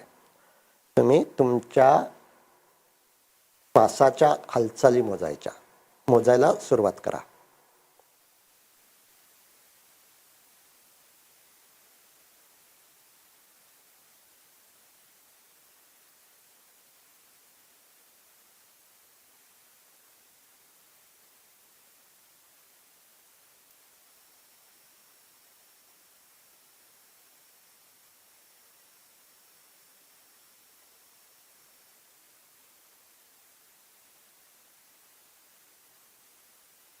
छान. डोळे उघडायला हरकत नाही, हात बाजूला करायला हरकत नाही. मोजता आले श्वास? किती समजले? 30. हा. इथे सर्वांना श्वास समजले? हा. असं कोणी आहे का की एक सुद्धा श्वास समजला नाही? असं असू शकतं. असेल तर मला नंतर भेटा. पण जे श्वास तुम्हाला समजले मॅडम, तुम्हाला जे श्वास समजले, जो श्वास समजला दॅट इज गुड ब्रेथ. कारण त्यावेळी तुम्ही विचार करणं थांबवता. ज्यावेळी तुम्हाला श्वास समजतो, कारण तुम्ही प्रेझेंट मुमेंटमध्ये लक्ष दिलंय. श्वास हे वर्तमान क्षणातलं सत्य आहे. आणि एक श्वास जरी समजला that is a good breath. हे गुगलमध्ये आता शिकवलं जातं आणि त्याची टॅग लाईन आहे 1 good breath in every hour. तुम्ही काम करता आहात, 8 तासाची 6 तासाची तुमची ड्युटी असेल तर 1 तास, एक मीटिंग झाली की शांत बसायचं आणि अर्धा मिनिट श्वासाच्या हालचालीकडे लक्ष देण्यासाठी द्यायचं. आणि त्यामध्ये समजा मीटिंगचे बरेच विचार मनात असू शकतात आणि त्यामुळे कदाचित श्वास समजणार नाही. एक श्वास जरी समजला दॅट इज गुड ब्रेथ. प्रत्येक तासात एक श्वासा समजायला हवा, त्याकडे लक्ष द्यायचं असं ठरवा. तुमचा ताण योग्य प्रमाणात राहील. कारण दर 1 तासानंतर ज्यावेळी आपण श्वासाकडे लक्ष देतो, आता आपण किती हे 2 मिनिटाचा सराव केला आणि अर्धा खरंच मिनिट, खूप फरक पडतो. तर ते अर्धा मिनिट जरी मी आत्ता हात ठेवावा लागतो, हळूहळू प्रॅक्टिस केली तर हात न ठेवता देखील आपण आपल्या छातीपोटाकडे लक्ष देऊ शकतो. आणि त्यावेळी 2 श्वास समजले, 5 श्वास समजले, तर त्यावेळी आपण विचार करणं थांबवत असतो. अन्यथा आपण सतत विचार करत असतो आणि त्या विचार जे आपण करत असतो तेच ताण निर्माण करत असतात. आता माइंडफुलनेस म्हणजे अजून खूप पुढची प्रॅक्टिस आहे. म्हणजे ज्यावेळी आपण हा अधिक सराव करू त्यावेळी आपल्या असं लक्षात येईल की विचार करणं थांबतं, पण मनात विचार असतात, ते आपोआप आलेले विचार आहेत. सो हे सुद्धा आता मी पुन्हा इन्फॉर्मेशन देतो. There is a difference between deliberate thinking and automated thoughts. मुद्दामहून विचार करणं आणि विचार येणं या 2 वेगवेगळ्या प्रक्रिया आहेत आणि त्या सतत आपल्या डोक्यात चालू असतात. त्यातलं विचार करणं आपण थांबवू शकतो ज्यावेळी श्वासाकडे लक्ष देतो त्यावेळी. हे जरी आपण केलं तरी सुद्धा आपला ताण हा योग्य स्थितीमध्ये राहू शकतो. आता पुन्हा ही एवढी माहिती खरं म्हणजे पुरेशी आहे. ही प्रॅक्टिसमध्ये आणणं आवश्यक आहे. आणि आता तुम्ही सुद्धा तुमच्या सगळ्या 2 मिटिंगच्या मध्ये, आता आज संध्याकाळी त्यांचा कार्यक्रम, म्हणजे तुम्ही सुद्धा या असं मी सांगेन की काय तुम्ही शब्द वापरलाय, हां. सो त्यांना माझी जशी ते मुलाखत घेत आहेत तसं पारलिंगी जे लोक आहेत त्यांची संध्याकाळी 5:30 वाजता मुलाखत आहे आणि ते खरंच आवर्जून वाचा. म्हणजे आम्ही त्याला या त्याही कार्यक्रमाला. तर त्या आत्ता आम्ही बोलताना की आता हे वेगळं आहे, ते हा खूप संवेदनशील विषय आहे आणि त्यामुळे त्याचं टेन्शन येऊ शकतं का, तर टेन्शन येऊ शकतं. आता त्याच्यावरचा उपाय तुम्ही जे जे काही करायचं आहे ते करून झालेलं आहे. म्हणजे तुम्ही प्रश्न काढले आहेत, ते काय हे होणार. आता तो विचार करत राहायचा नाही, कारण विचार करून अन्य काही नाही आहे आता उपयोग. आता त्यावेळी ती मुलाखत होईल ती होईल, त्यामुळे तो विचार येत राहणार की कार्यक्रम नीट होईल ना, गुंतून नाही राहायचं. हां, त्यात गुंतून नाही राहायचं. त्या विचार येतं हे, पण आपलं लक्ष वर्तमान क्षणात देत राहिलं तर ते विचार जे येतात आणि तणाव निर्माण करतात की आता तो ताण हा प्रेशरचा आहे की माझा परफॉर्मन्स नीट व्हायला हवा, तो कार्यक्रम नीट व्हायला हवा, तर तो तणाव, त्याच्यावर आता विचार करणं आवश्यक नाही आहे. जे काही करायचं आहे ते करून झालेलं आहे आणि त्यामुळे त्यापासून आपल्याला अलग होता येणं हे सुद्धा स्किल आहे जे प्रॅक्टिसनं डेव्हलप करू शकतो. आणि त्यामुळे केवळ माहिती पुरेशी नाही, प्रॅक्टिस महत्त्वाची आहे. आणि माणसं प्रॅक्टिस पूर्वीपासूनच करत नसावी. म्हणूनच ज्ञानेश्वरांना असं लिहावं लागलं, एक तरी ओवी अनुभवावी. आता ज्ञानेश्वरीमध्ये किती ओव्या आहेत तुमच्यातल्या काही जणांना माहिती असतील, म्हणजे मला संख्या लक्षात नाही, पण ते असं म्हणतात की 1000 ओव्या वाचणं इट्स ओके, पण त्यातली तुमचा जो पहिला प्रश्न आहे की एकदा ज्ञानेश्वरी वाचावी, पण यातली ही ओवी मला अनुभवायची आहे, ही अप्लाय करायची. एक ओवी असेल तरी पुरे, असं ज्ञानेश्वर माऊली म्हणतात. कारण त्यांनाही असं लक्षात आलेलं असेल की माणसं वाचत राहतात, पारायण करतात, पण ते अनुभवावी म्हणजे प्रत्यक्ष आयुष्यात त्याचं उपयोजन करणं, ॲप्लिकेशन करणं. जे आत्ता आपण बघितलं की श्वासाकडे लक्ष देणं दिवसातून किमान 2-4 वेळा, हे ॲप्लिकेशन आहे. यामध्ये आता अधिक माहितीची काही आवश्यकताच नाही आहेत. पण माणसं केवळ खूप तीच माहिती घेत राहतात. आणि म्हणजे तुमच्या जे कृष्णमूर्ती कोणाकोणाला माहिती आहे त्यांचं हात वर करा. असं की जे कृष्णमूर्ती सुद्धा खरं म्हणजे एका वेगळ्या पातळीवर सेल्फ हेल्प हेच करत. आणि त्यांच्या व्याख्यानं खूप लोकप्रिय असायची. त्यांचं व्याख्यान ज्यांनी प्रत्यक्ष समोर बसून ऐकलेलं आहे असे गृहस्थ माझ्या ओळखीचे आहेत आणि त्यांच्याशी मी बोललेलो आहे. आणि काय तुमच्या लक्षात आहे हो जे कृष्णमूर्तींनी सांगितलं त्याबद्दल, म्हणजे काय प्रॉब्लेम आहे तो मी सांगतो. ते गृहस्थ खूप मोठे आहेत, पण ते असं ते विचारांकडे बघायचं वगैरे असं, पण ते त्यापेक्षा ते अधिक हो जे कृष्णमूर्तींचा हात किती मुलायम आहे, मी समोर घेऊन त्यांचा हात हातात घेतला आणि तो अगदी असा लोण्यासारखा असा होता आणि ते ताठ बसून बोलत होते, त्याबद्दलच ते खूप बोलत होते. जे कृष्णमूर्तींनी काय सांगितलं आणि ते तुमच्या आयुष्यात तुम्ही काय अप्लाय केलं याबद्दल ते बोलायलाच तयार नव्हते. हा प्रॉब्लेम आहे आपला सर्वांचा. आपण खूप माहिती म्हणजे त्यांच्याकडे जे कृष्णमूर्तींची एवढी पुस्तकं आहेत. आता खरं म्हणजे मला प्रश्न पडतो, एक पुस्तक वाचलं की पुरेसं आहे जे कृष्णमूर्तींचं. ते हेच सांगत होते आयुष्यभर की विचारांना फार महत्त्व देऊ नका. आज जे आम्ही माइंडफुलनेसमध्ये सांगतो, थॉट्स आर नॉट फॅक्ट्स. विचार म्हणजे सत्य नाही, विचार ही एक शक्यता आहे. मगाशी तुम्ही प्रश्न विचारा, नैराश्य काय येतं? नैराश्य कारण त्याच्या मनात जे विचार येत असतात हे सगळं बुडणार मुंबई, हेच सत्य वाटत असतं त्याला.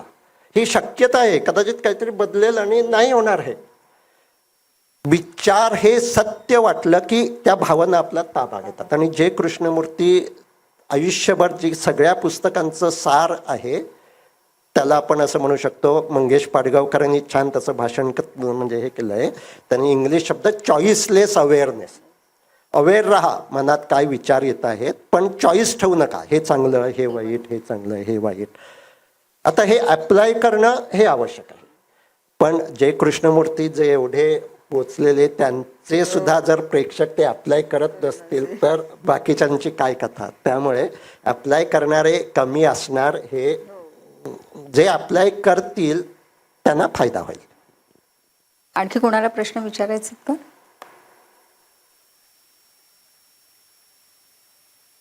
अप्लाय करण्याबद्दल सुद्धा तुमच्या मनात काही म्हणजे प्रश्न असतील की अप्लाय करायचं म्हणजे काय, की तुम्ही एखादी सेल्फ हेल्प बुक वाचलं आहे. सर एक ते ॲपचं नाव सांगा ना. मगाशी तुम्ही एक ते ॲप साईट सो एक फ्री ॲप आहे, त्याचं नाव आहे mind a breath. Mind a breath हे फ्री ॲप आहे आणि त्यामध्ये पॅनिक अटॅकसाठी हेल्पलाईन आहे. त्यामुळे ते सुद्धा तुम्ही घेऊन ठेवा आणि तुमच्या सगळ्या एम्प्लॉईजना ते द्या. कारण आज पॅनिक अटॅक ही एक मोठी समस्या आहे. लोकांना माहितीच नाही पॅनिक अटॅक म्हणजे काय. पॅनिक अटॅक म्हणजे हार्ट अटॅक सारखं शरीरात होतं, छातीत धडधडतं, घाम फुटतो, खूप भीती वाटते, पोटात गोळा येतो आणि माणसं पुन्हा पुन्हा डॉक्टरांकडे जात राहतात. तर तो खूप तीव्र भीतीमुळे शरीरात ते होत असतं. असं होत असेल तर माइंड अ ब्रेथमध्ये हेल्पलाईन आहे, त्याच्यावर तुम्ही क्लिक केलं की आमचे जे काउन्सिलर आहेत ते तुम्हाला त्यावेळी सपोर्ट करू शकतात. सो ते फ्री ॲप आहे. हे आता सेल्फ हेल्पच ॲप आहे. पॅनिक अटॅकमधल्या सेल्फ हेल्पसाठीचं ते आहे. त्याचबरोबर सर्वांसाठीच ते उपयोगी आहे. इतरही त्यामध्ये बरीच माहिती आहे. आणि आमचं पेड ॲप आहे साईप माइंड, SIPE स्पेस MIND. यामध्ये पेड प्रोग्राम आहेत की माइंडफुलनेस तुम्हाला जर प्रॅक्टिस करायची असेल तर 3 महिन्यासाठी, 6 महिन्यासाठी, 1 वर्षासाठी असे पेड प्रोग्राम आहेत, ज्यामध्ये 10-10 मिनिटाचे ऑडिओ आहेत. आणि त्याचबरोबर ज्यांना काही त्रास होतो आहे, म्हणजे अँझायटी, डिप्रेशन किंवा पॅनिक अटॅक, OCD किंवा क्रॉनिक पेन, म्हणजे आता सांधेदुखी खूप काळ असते, 6 महिने, वर्षभर, आणि त्याच्यावर केवळ गोळ्या घेत राहणं हे चांगलं नसतं. तर ते क्रॉनिक पेनसुद्धा माइंडफुलनेसने त्याची तीव्रता, त्याचा त्रास हा कमी होऊ शकतो. त्यामुळे क्रॉनिक पेनसाठी सुद्धा त्यामध्ये एक प्रोग्राम आहे. त्या ॲप अँड्रॉइड आणि आयफोन दोन्हीमध्ये उपलब्ध आहे. SIPE साईप. त्याचा असा लॉंग फॉर्म असा आहे, self initiative for personal excellence. Self initiative हा खूप महत्त्वाचा आहे. आणि तो जर असेल तर सेल्फ हेल्प पुस्तकं किंवा सेल्फ हेल्प मटेरियल हे आपल्याला उपयोगी पडू शकतं. सर नमस्कार.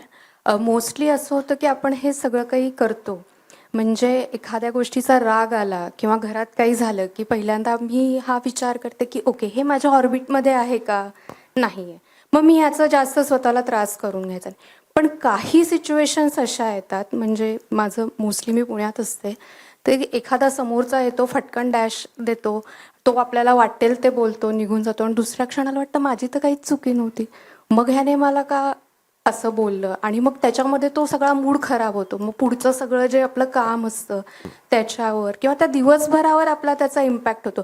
भलेही ही थेअरी पाठ आहे की हा माणूस माझ्या ऑर्बिटमधला नाही आहे, हा मला आयुष्यात पुन्हा कधी भेटणार नाही आहे, पण तरीही जो त्रास होतो तो अवॉइड करण्यासाठी काय केलं पाहिजे? म्हणजे 1-2 मिनिटात स्वतःला शांत करून पुढचा दिवस जो आपला खराब होतो तो झाला नाही पाहिजे.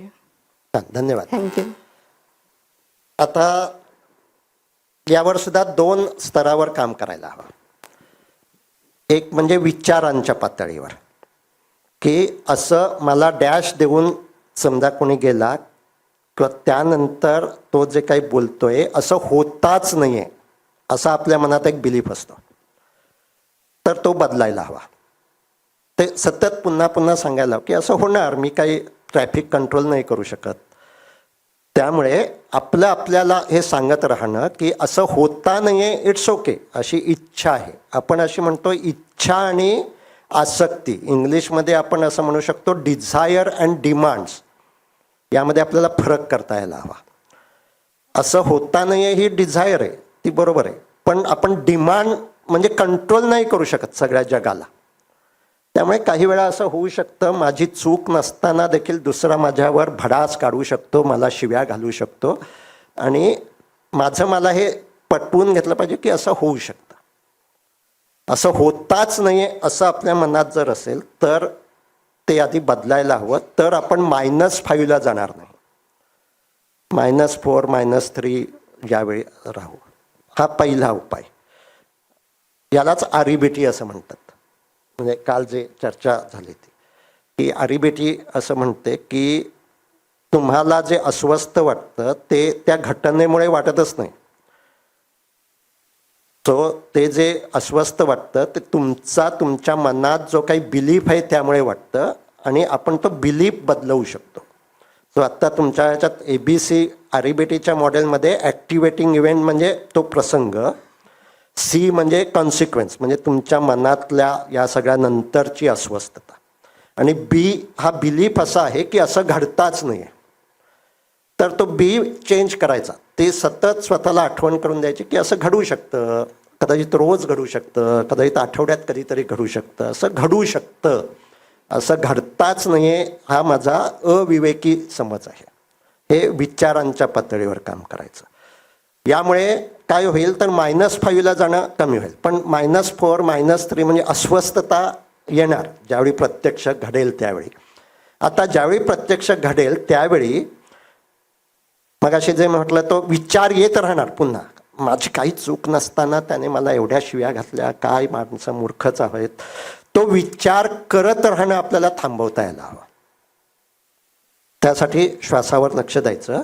आणि ज्यावेळी तुमचं मन अस्वस्थ असतं त्यावेळी आपल्या शरीरात बदल होत असतात.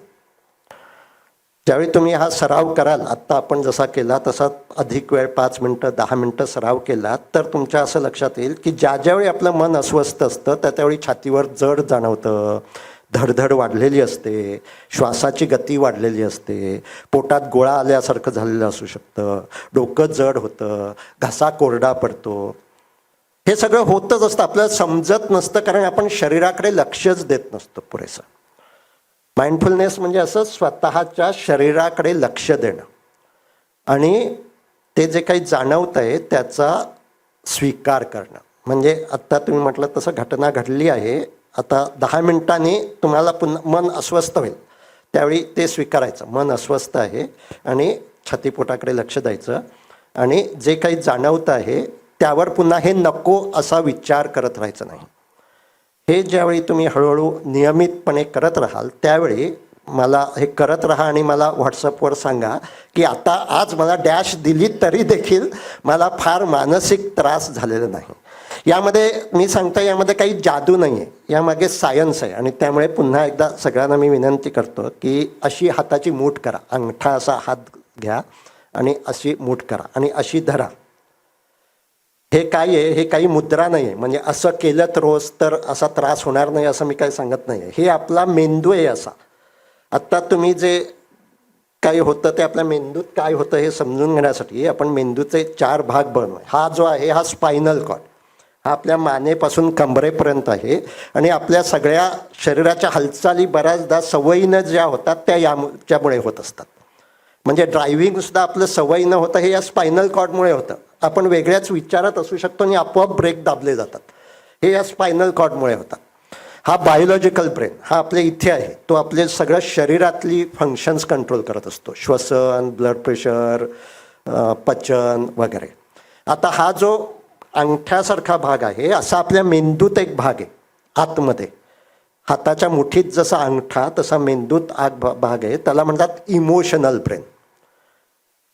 आणि त्यामध्ये अमायगडाला नावाचा एक भाग आहे की त्याचं काम आहे प्रतिक्रिया करणं. धोका आहे जाणवला की प्रतिक्रिया करणं, आणि तो सतत प्रतिक्रिया करत राहतो आणि त्याची प्रतिक्रिया करण्याची सवय अधिक वाढणं म्हणजे तो हायपर सेन्सिटिव्ह झाला की तणाव वाढतो, की अँझायटी वाढते.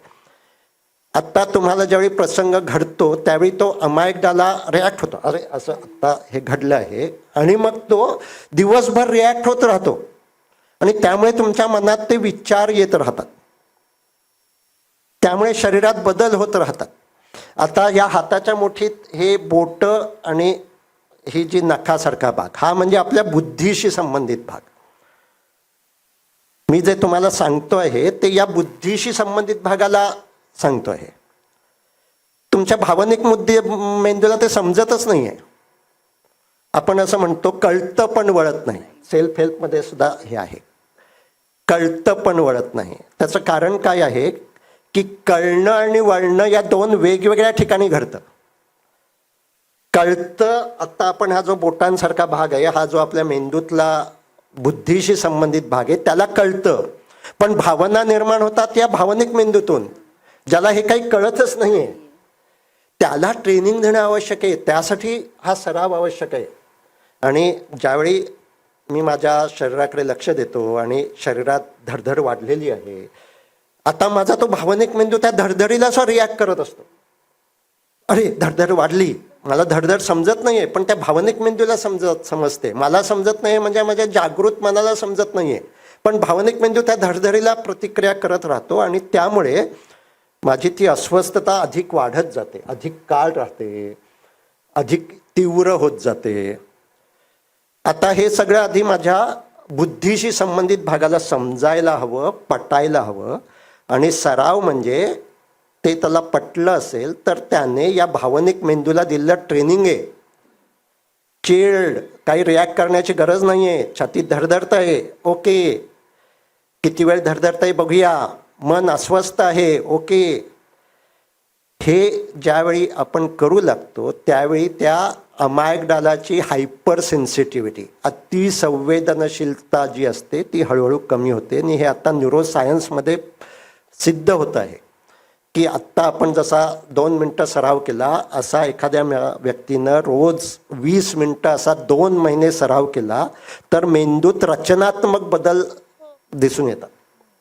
तो भावनिक मेंदू काही वेळा केवळ हायपर सेन्सिटिव्ह नाही, तिथे न्यूरोप्लास्टिसिटीमुळे अधिक ग्रोथ झालेली असते सेल्युलर लेवलला. आणि अशी ग्रोथ झालेली असेल तर ती व्यक्ती अधिक तणावात राहते, तिला अँझायटीचे प्रॉब्लेम असतात. त्या व्यक्तींना रोज 20 मिनटं असा 2 महिने हा सराव केला तर आता फंक्शनल MRI हे दिसून येतं की अमायगडाला पुन्हा नॉर्मल झालेला आहे. आणि त्यामुळे सगळ्या सेल्फ हेल्पचा प्रॉब्लेम हा आहे की ते आपण कळण्याच्या लेवलला ठेवतो. ते अप्लाय करणं म्हणजे या आपल्या भावनिक मेंदूला दिलेलं ट्रेनिंग आहे. आणि ते जर अप्लाय केलं नाही तर केवळ बुद्धीला समजून त्यातले जो मूळ जी त्याची पॅथोफिजिओलॉजी आहे, त्याचं जे काही कारण आहे ते आपण दूर करत नसतो.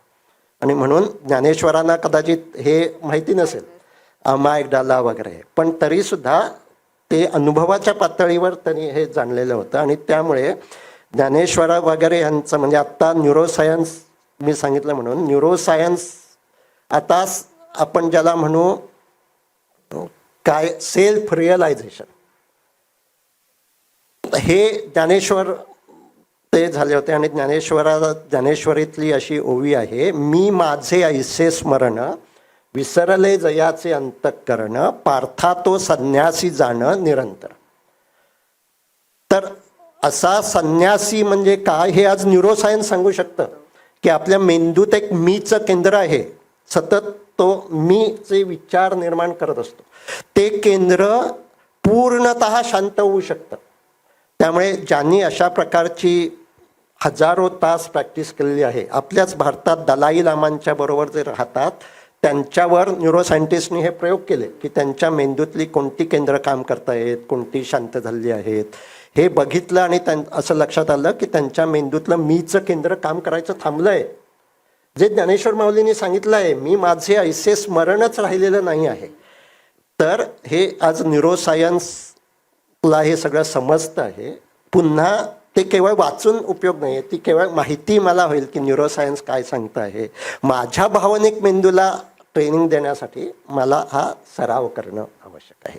त्यामुळे तुमच्या प्रश्नाचं उत्तर असं की हा सराव करत राहणं आवश्यक आहे. तर केवळ डॅश मारून जाणं असं नाही, कोणतेही त्रासदायक दुःखदायक प्रसंग जरी असतील तरी त्यामुळे आपल्या त्रासदायक भावनांची तीव्रता, वारंवारता आणि कालावधी कमी कमी होत जाणं हे अपेक्षित आहे. म्हणजे राग येणार, आत्ता तो -5ला जात असेल, राग येणार पण हळूहळू -5ला जाणं माझं थांबेल. -5ला जातो म्हणजे काय की रागाच्या भरात आपण बेभान बोलू लागतो वगैरे, किंवा कृती आत्ता अनेक माणसाशी डोकं आपटून घेतात. म्हणजे गंमत म्हणून मी असं सांगतो की हे जे आपल्या मेंदूतला हा जो प्रीफ्रंटल कॉर्टेक्स आहे हा 6 वर्षापर्यंत कामच करत नसतो. बऱ्याच्या 6 वर्षानंतर तो काम करायला लागतो. म्हणजे एखादं 3-4 वर्षाचं मूल समजा चिडलं आणि ते खेळणी फेकून देत आहे, ते नॉर्मल आहे. नॉर्मल काय नाही आहे, त्याची 28 वर्षाची आई सुद्धा आता चिडली की भांडी फेकून देते. खरं म्हणजे तिच्या मेंदूमध्ये प्रीफ्रंटल कॉर्टेक्स 5व्या-6व्या वर्षापासून निर्माण झालेला आहे, पण त्याला ट्रेनिंग दिलं गेलेलं नाही आहे. आणि त्यामुळे जसं मूल खेळणी फेकतं तसं ही भांडी फेकते, माणसं डोकं आपटून घेतात, काही करतात ज्यावेळी त्या -5 स्थितीमध्ये असतात ते. तर ते कमी व्हायला हवं. रागाची जी कालावधी आहे तो कमी व्हायला हवा. आणि त्याची फ्रिक्वेन्सी म्हणजे छोट्या छोट्या गोष्टींमुळे आपल्याला जे राग येतो, मन अस्वस्थ होतं, तर ते सुद्धा कमी व्हायला हवं. ते होत असेल तर आपण योग्य पद्धतीने सराव करतो आहोत असं आपण समजून घेऊ शकतो. सर तुम्ही इथे आहे कोणाला प्रश्न विचारायचा? सर, ऑटोमॅटेड थॉट्सवरती कंट्रोल कसा घ्यायचा? ऑटोमॅटेड थॉट्सवर कंट्रोल आपण करूच शकत नाही. कारण ॲटोमेटेड थॉट ज्यावेळी तुम्हाला समजतो त्याच्या अर्धा सेकंद आधी तो मेंदूत जन्माला आलेला असतो. तो समजतोच, म्हणजे एखादी घटना घडली आहे आणि त्यानंतर तुम्ही ती घटना नाही थांबवू शकत. त्यामुळे ॲटोमेटेड थॉट्सवर आपण कंट्रोल करू शकत नाही हे आधी मान्य करायला हवं आणि त्यापासून डिफ्यूज होता यायला हवं. सो ॲटोमेटेड थॉट्स म्हणजे निगेटिव्ह थॉट्स मनात येत आहेत खूप. सेल्फ हेल्प म्हणजे तुम्हाला किती वेळ आहे, मी दिवसभर सुद्धा आपला बोलत राहू शेवटचा प्रश्न शकतो. तर सेल्फ हेल्प पुस्तकामुळे माझे खूप क्लायंट वाढलेले आहेत एक, आणि ते म्हणजे सिक्रेट नावाचं पुस्तक. त्या पुस्तकाचा काही जण तुमच्यापैकी किती जणांनी वाचलेलं आहे सिक्रेट पुस्तक? हां, तर त्या सिक्रेट पुस्तकात वाचून माझ्याकडे काही क्लायंट येतात. कारण त्या सिक्रेट पुस्तकात सिक्रेट असं सांगितलं आहे की तुमच्या मनात जे विचार असतात त्यानुसार तुम्ही प्रत्यक्ष हे अट्रॅक्ट करतात, जे as a law of attraction वगैरे आपण म्हणत असतो. दॅट इज दी सिक्रेट असं त्यामध्ये आहे. आता माझ्याकडे क्लायंट येतात, ते म्हणतात हे सगळं ठीक आहे हो, पण माझ्या मनात मला कॅन्सर होईल असा विचार असतो सतत, आणि त्यामुळे खरंच कॅन्सर होईल अशी खरंच होईल ना, सिक्रेटमध्ये म्हटलंय तसं असं. तर आता हे ॲटोमेटेड थॉट्स आहेत, मला कॅन्सर होईल असं का? कारण आजूबाजूला कोणाला तरी झालेला असतो, ते पाहिलेलं असतं आणि आपला मेंदूनं आता ती माहिती घेतलेली असते आणि तो विचार ते निर्माण करत राहतो. आता मला त्या विचारापासून अलग होता यायला हवं आणि त्या विचारामुळे माझ्या शरीरात बदल होऊ शकतात, त्यांचा स्वीकार करता यायला हवा. त्यामुळे तुमच्या प्रश्नाचं उत्तर म्हणजे ॲटोमेटेड थॉट्सवर आपला कंट्रोल नाही. ॲटोमेटेड थॉट्स निर्माण होणं हळूहळू आपण कमी करू शकतो. ज्यावेळी ते विचार येतील तसेच विचार करत राहण्याआधी मला थांबवता यायला हवं. म्हणजे माझ्या मनात विचार येतोय मला कॅन्सर होईल की काय, आणि मग मी तसाच विचार करत राहून काही उपयोग नाही आहे. उपयोग आहे, मला कॅन्सर होईल की काय हा विचारसुद्धा काही वेळा उपयोगी आहे. किंवा मी तंबाखू खात असेल, मी स्मोकिंग करत असेल, तर मला तो थांबवायला तो विचार प्रेरित करेल, तर तो उपयोगी विचार आहे. पण मी ते सगळं थांबवलं. आता मी काही फार कृत म्हणजे काय आपण म्हणू बाहेरचं असं जे पोल्युटेड असेल ते खात नाही. आता तो कॅन्सर होईल की काय हा विचार माझ्या मनात आला, जो ॲटोमेटेड थॉट्स आहे, त्या विचाराच्या अर्थाला महत्त्व देणं मला थांबवता यायला हवं. त्याला आम्ही म्हणतो डिफ्युजन फ्रॉम थिंकिंग. म्हणजे तो विचार आला तरी तसाच विचार करत राहायचं नाही आहे, पण त्या विचारामुळे मला भीती वाटते, मग माझ्या छातीत बदल होतात, पोटात बदल होतात, मी त्याकडे लक्ष देत राहायचं. त्यामुळे तो विचार आलेला आहे तसाच विचार करत राहणं कमी होतं, पण त्या विचारापासून मी पळून जात नाही आहे. म्हणजे आज बहुसंख्य माणसं आपण डिस्ट्रॅक्ट करत असतो स्वतःला. स्क्रीन टाईम का वाढला आहे? कारण वास्तव कंटाळवा नाही, त्यामुळे ते डिस्ट्रॅक्ट करून आपण व्हिडिओ बघत असतो, रील्स पाहत असतो. आपण असं म्हणतो असं डिस्ट्रॅक्ट करणं हे काही वेळा ठीक आहे, पण प्रत्येक वेळी उपयोगाचं नाही, अन्यथा आपण त्या समस्येला भिडतच नाही. तर आता मी या विचारापासून पळून जात नाही आहे. मी पिक्चर पाहत राहिलो तर मी पळून गेलो, मी दारू प्यालो की मला विचार समजतच नाही, त्यामुळे हे सगळं डिस्ट्रॅक्शन आहे. मी विचार मला समजतोय, माझ्या मनात हे निगेटिव्ह त्रासदायक विचार आहेत, मी तसेच विचार करत राहणार नाही, पण त्या विचारामुळे माझ्या शरीरात जे काही होतं आहे त्याकडे मी लक्ष देईन. कारण शरीरात जे काही होतं आहे ते त्या विचाराचंच प्रतिबिंब आहे, आणि त्यामुळे ते मी जाणत राहीन, त्याचा स्वीकार करत राहीन, पण तो विचार करत राहणं मी कमी करेन. आणि असं जर प्रॅक्टिस मी हळूहळू केली तर ते जे काही ॲटोमेटेड निगेटिव्ह थॉट्स आपल्या मनात येतात ते येणं हळूहळू महिन्या 2-3 महिन्यांनी कमी होईल. आत्ता ज्यावेळी तो थॉट्स आलेला आहे त्यावेळी त्यापासून अलग होता येणं हे महत्त्वाचं स्किल आहे. आणि अलग होता येणं म्हणजे तसाच विचार करत राहणं थांबवता येणं. थँक्यू. एक शेवटचा प्रश्न आहे. शेवटचा मी स्वतःच अनाऊन्स केलं, सॉरी. नाही, पण माझं काम केलं. ते तुम्ही -5 पासून -1 पर्यंत आपण येतोय, त्याच्यामध्ये ज्या भावना आपल्याला पॉझिटिव्हकडे न्यायचं आहे त्याच्यासाठी तुम्ही जे प्रॅक्टिस सांगितले की पोटावर छातीवर हात ठेवणं, ह्याच्याशिवाय वेगळ्याही काही टेक्निक असतील त्याचा आपण अभ्यास करू. पण आता आपण सेल्फ हेल्प ह्या टॉपिकवर बोलताना सेल्फ हेल्पची पुढची स्टेप सेल्फ हेल्पनी काही होत नाही आहे आणि आता प्रोफेशनल हेल्पची गरज आहे की नाही हे कळण्यासाठी काही क्रायटेरिया आहे का? That is one. सेकंडली, बाकी सगळ्या आपल्या आरोग्याच्या याच्यासाठी आपण ॲन्युअल चेकअप वगैरे करतो, तसं मेंटल हेल्थसाठी रेग्युलर चेकअप, की मला नाही माहिती की बरोबर आहे की नाही, मला तर वाटतंय सगळं बरोबर आहे, पण असं काय आहे का की रेग्युलरली तुम्ही बाबा वर्षातून एकदा जाऊन भेट द्या की आम्हाला कळू शकेल की काय मला खरोखर गरज आहे का पुढच्या स्टेपला जाण्या अगोदरच? तर असं काही आहे का? हे हा प्रश्न. थँक्यू. चांगला प्रश्न.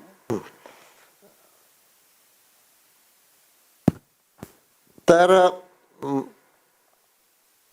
दुसऱ्या प्रश्नाचं उत्तर मी आधी देतो की जसं आपण शरीराच्या रेग्युलर तपासण्या करून घेतो तसं अजून तरी अशा तपासण्या म्हणजे मेंदूचा MRI केला तर याला स्किझोफ्रेनिया आहे का अजून समजत नाही. म्हणजे जसं फ्रॅक्चर आहे का हे MRI केलं तर हे समजू शकतं. अल्झायमर आजार होतोय का हे MRI केलं तर समजू शकतं. पण स्किझोफ्रेनिया म्हणजे जे आपण ज्याला वेड लागणं असं म्हणतो, ज्यामध्ये वास्तवाचं भान राहत नाही, हे अजूनही मेंदूचा MRI करून समजत नाही. त्याच्यावर खूप रिसर्च होतोय पण त्यामध्ये असं दाखवता येत नाही की असं असा मेंदू असेल तर स्किझोफ्रेनिया आहे.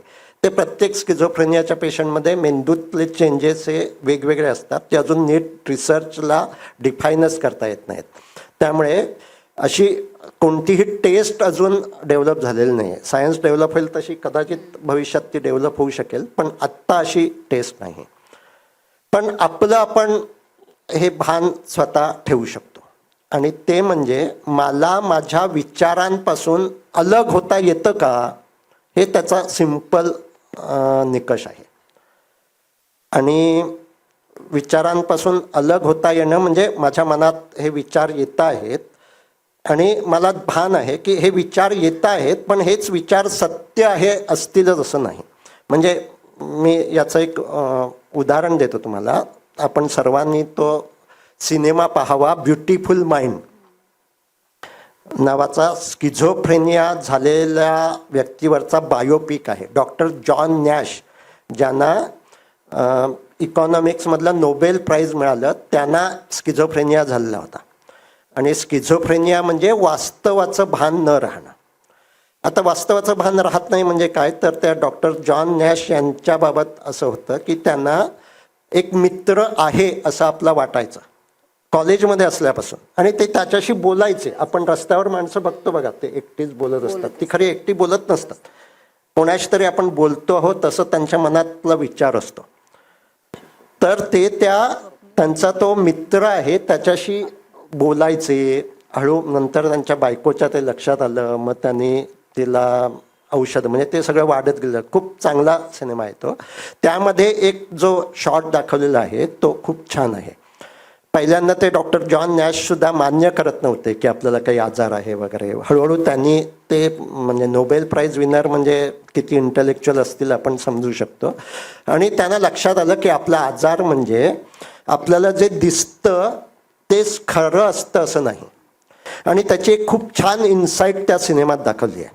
म्हणजे त्यांना आधी पटतच नव्हतं की मला असा काही आजार आहे असं. त्या पिक्चरमध्ये असं दाखवलं आहे की तो मुलगा आणि त्याची एक बरोबर मुलगी असते 4-5 वर्षाची, असं त्यांना इमेज दिसत असते. आणि नंतर त्यांना पुन्हा तशी इमेज दिसते. आता ही इमेज हा सुद्धा आपल्या मनातला विचार असतो. विचार हे मल्टीमीडिया स्वरूपात असतात. ते प्रतिमेच्या स्वरूपात असू शकतात, ते आवाजाच्या स्वरूपात असू शकतात, किंवा ते टेक्स्ट स्वरूपात असतात. तर त्या पिक्चरमध्ये असं दाखवलं आहे की डॉक्टर जॉन नॅशना तो मित्र आणि त्या मित्राची मुलगी दिसते, जी गेली 10-12 वर्ष दिसते आहे. आणि मग त्यात त्यांना असं रिअलाईज होतं की अरे ती मुलगी जर खरी असेल तर ती आता मोठी व्हायला हवी होती. 15 वर्षापूर्वीची मुलगी जेवढी दिसते आहे तेवढीच आत्ताही मला ती दिसते आहे, म्हणजेच हे सत्य नाही आहे मला दिसतंय ते. हे त्यांना रिअलाईज होतं. आणि मग त्यामध्ये पुन्हा असा प्रसंग दाखवला आहे की पुन्हा त्यांना असं तो मित्र आणि ती मुलगी दिसते आणि तो हाक मारतोय, बोलवतोय, आणि आता ते त्याच्याकडे लक्ष न देता तसंच पुढे चालत जातात. हे जे काही आहे हे म्हणजे आपल्याला मनात जे काही विचार येतात, मग ते प्रतिमेच्या स्वरूपात असतील, काही जणांना आवाज ऐकू येतात ते असतील, किंवा टेक्स्टच्या स्वरूपात असतील, त्यापासून अलग होता येणं हे कॉमन सगळ्या मानसिक स्वास्थ्यासाठी आवश्यक आहे. हे जेवढा वेळ आपण अलग होत असू तर प्रोफेशनल हेल्पची काही गरज नाही आहे. हे समजतंय ना, अलग होता येणं. अलग होता येणं म्हणजे काय की आपण रस्ता क्रॉस करत असताना असं अलग होतो ना, म्हणजे माझ्या मनात विचार असतो रस्ता क्रॉस करायचा आहे, पण मी लगेच कृती करत नाही, म्हणजेच मी त्या विचारापासून अलग होतो. माझ्या मनात विचार आहे रस्ता क्रॉस करायचा आहे. ज्याला मानसिक स्वास्थ्य ठीक नाही आहे तो लगेच गाड्या येत असताना सुद्धा तिथे क्रॉस करू शकेल. मी आता त्यापासून अलग होते. माझ्या मनात विचार आहे रस्ता क्रॉस करायचा आहे, पण मी थांबतोय गाड्या थांबेपर्यंत. हे म्हणजे विचारापासून अलग होणं. मला समजणं माझ्या मनात आत्ता हा विचार आहे, पण ती एक शक्यता आहे. जसं जॉन नॅशनं समजलं की माझ्या मनात विचार आहे, तो मित्र आणि त्याची मुलगी आहे, पण तो विचार आहे, ते सत्य नाही आहे. हे जर समजलं, हे रिअलाइज झालं, तर स्किझोफ्रेनिया सुद्धा हळूहळू त्यापासून बरा होऊ शकतो. जे डॉक्टर जॉन नॅश बरे झाले, त्यांना औषधं घेण्याची नंतर गरज राहिली नाही, पण स्किझोफ्रेनियासारखा आजार किंवा मेजर डिप्रेशन सारख्या आजारामध्ये हे भान राहत नाही. मनात जे काही चाललंय ते आधी बऱ्याच वेळा समजतच नाही, आणि मग जे काही चाललं आहे ते सगळं सत्य आहे असं वाटतं. म्हणजे आत्ता मी तुम्हाला छातीवर हात हे ठेवायला सांगितलं. मी बघत होतो की कोणी असं आहे का की जे ठेवत नाही आहे असा हात. आमची एक टेस्ट आहे की मेजर डिप्रेशन असणारी व्यक्ती जर माझ्याकडे अशी क्लायंट म्हणून आली, तिला मी जर असं सांगितलं छातीपोटावर हात ठेव, ती ठेवतच नाही. तिला एकतर समजतच नसतं किंवा समजलं तरी हे पटत नसतं, तर ती माझी क्लायंटच नाही. मग तिला औषधं देणं आवश्यक आहे. त्यामुळे आपल्याला श्वास समजतो आहे तोपर्यंत प्रोफेशनल हेल्थची औषधांची काही गरज नाही. आत्ता मी जे काही सांगितलं हे विचारांपासून अलग होणं, विचारांची इंटेन्सिटी खूप अधिक असणं, यासाठी सायकोथेरपीच उपयोगी पडू शकतात. सो मी सायकोथेरपिस्ट आहे, म्हणजे मी कोणतीही औषधं देत नाही. मी ही तंत्र शिकवतो की भावनांच्या लाटात पोहण्याचं कौशल्य म्हणजे सायकोथेरपी. आणि त्यामुळे मला खूप काही दिवस डिप्रेस वाटत आहे. हे वाटत असेल तर सायकोथेरपिस्टची मदत अवश्य घ्यावी. ती मदत नसेल तर माइंडफुलनेस प्रॅक्टिस तर सर्वांनीच करावी असं मी सुचवेन. कारण माइंडफुलनेस प्रॅक्टिस म्हणजेच हे कौशल्य विकसित करणे आहे की माझ्या मनात विचार येत आहेत, पण त्या विचारात मी वाहून जात नाही आहे. आणि हे जोपर्यंत जमत असेल तोपर्यंत सायकियाट्रिस्टची मदत घेण्याची फारशी आवश्यकता नाही. मला वाटतं तुमचं समाधान झालं नसेल तर अजून तुम्ही विचारू शकता. तुमच्या दोन्ही प्रश्नांची उत्तरं तुम्हाला मिळाली असावीत. धन्यवाद. ही चर्चा काय जवळजवळ संपणारीच आहे. तर मी लोकसत्ताचे स्वप्नील बुरे यांना विनंती करते की त्यांनी सरांचा सन्मान करावा.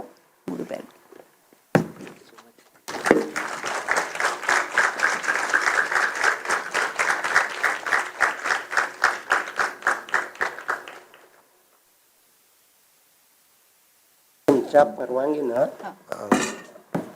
मी एक हे जे आता आपण ह्यांनी सांगितलंच की ही चर्चा न संपणारी आहे, त्यामुळे आपण सर्वजण संपर्कात राहूया. या संपर्कात राहण्याचे जे वेगवेगळे मार्ग आहेत त्यामध्ये एक म्हणजे आम्ही एक सर्टिफिकेट कोर्स घेतो, सर्टिफिकेट इन माइंडफुलनेस थेरपी, की जो 6 महिन्याचा डिस्टन्स एज्युकेशन कोर्स आहे. आणि जे मी सांगतो आहे ते जे सर्टिफिकेट कोर्स केलेले आहेत ते सांगू शकतात, ते हे सगळी टेक्निक शिकवू शकतात. तर तुमच्या परवानगीनं असा कोर्स केलेल्या 2 व्यक्ती इथे आलेल्या आहेत, त्यांना इथे सर्टिफिकेट द्यायला मी स्टेजवर बोलवू का? हां, धन्यवाद. या.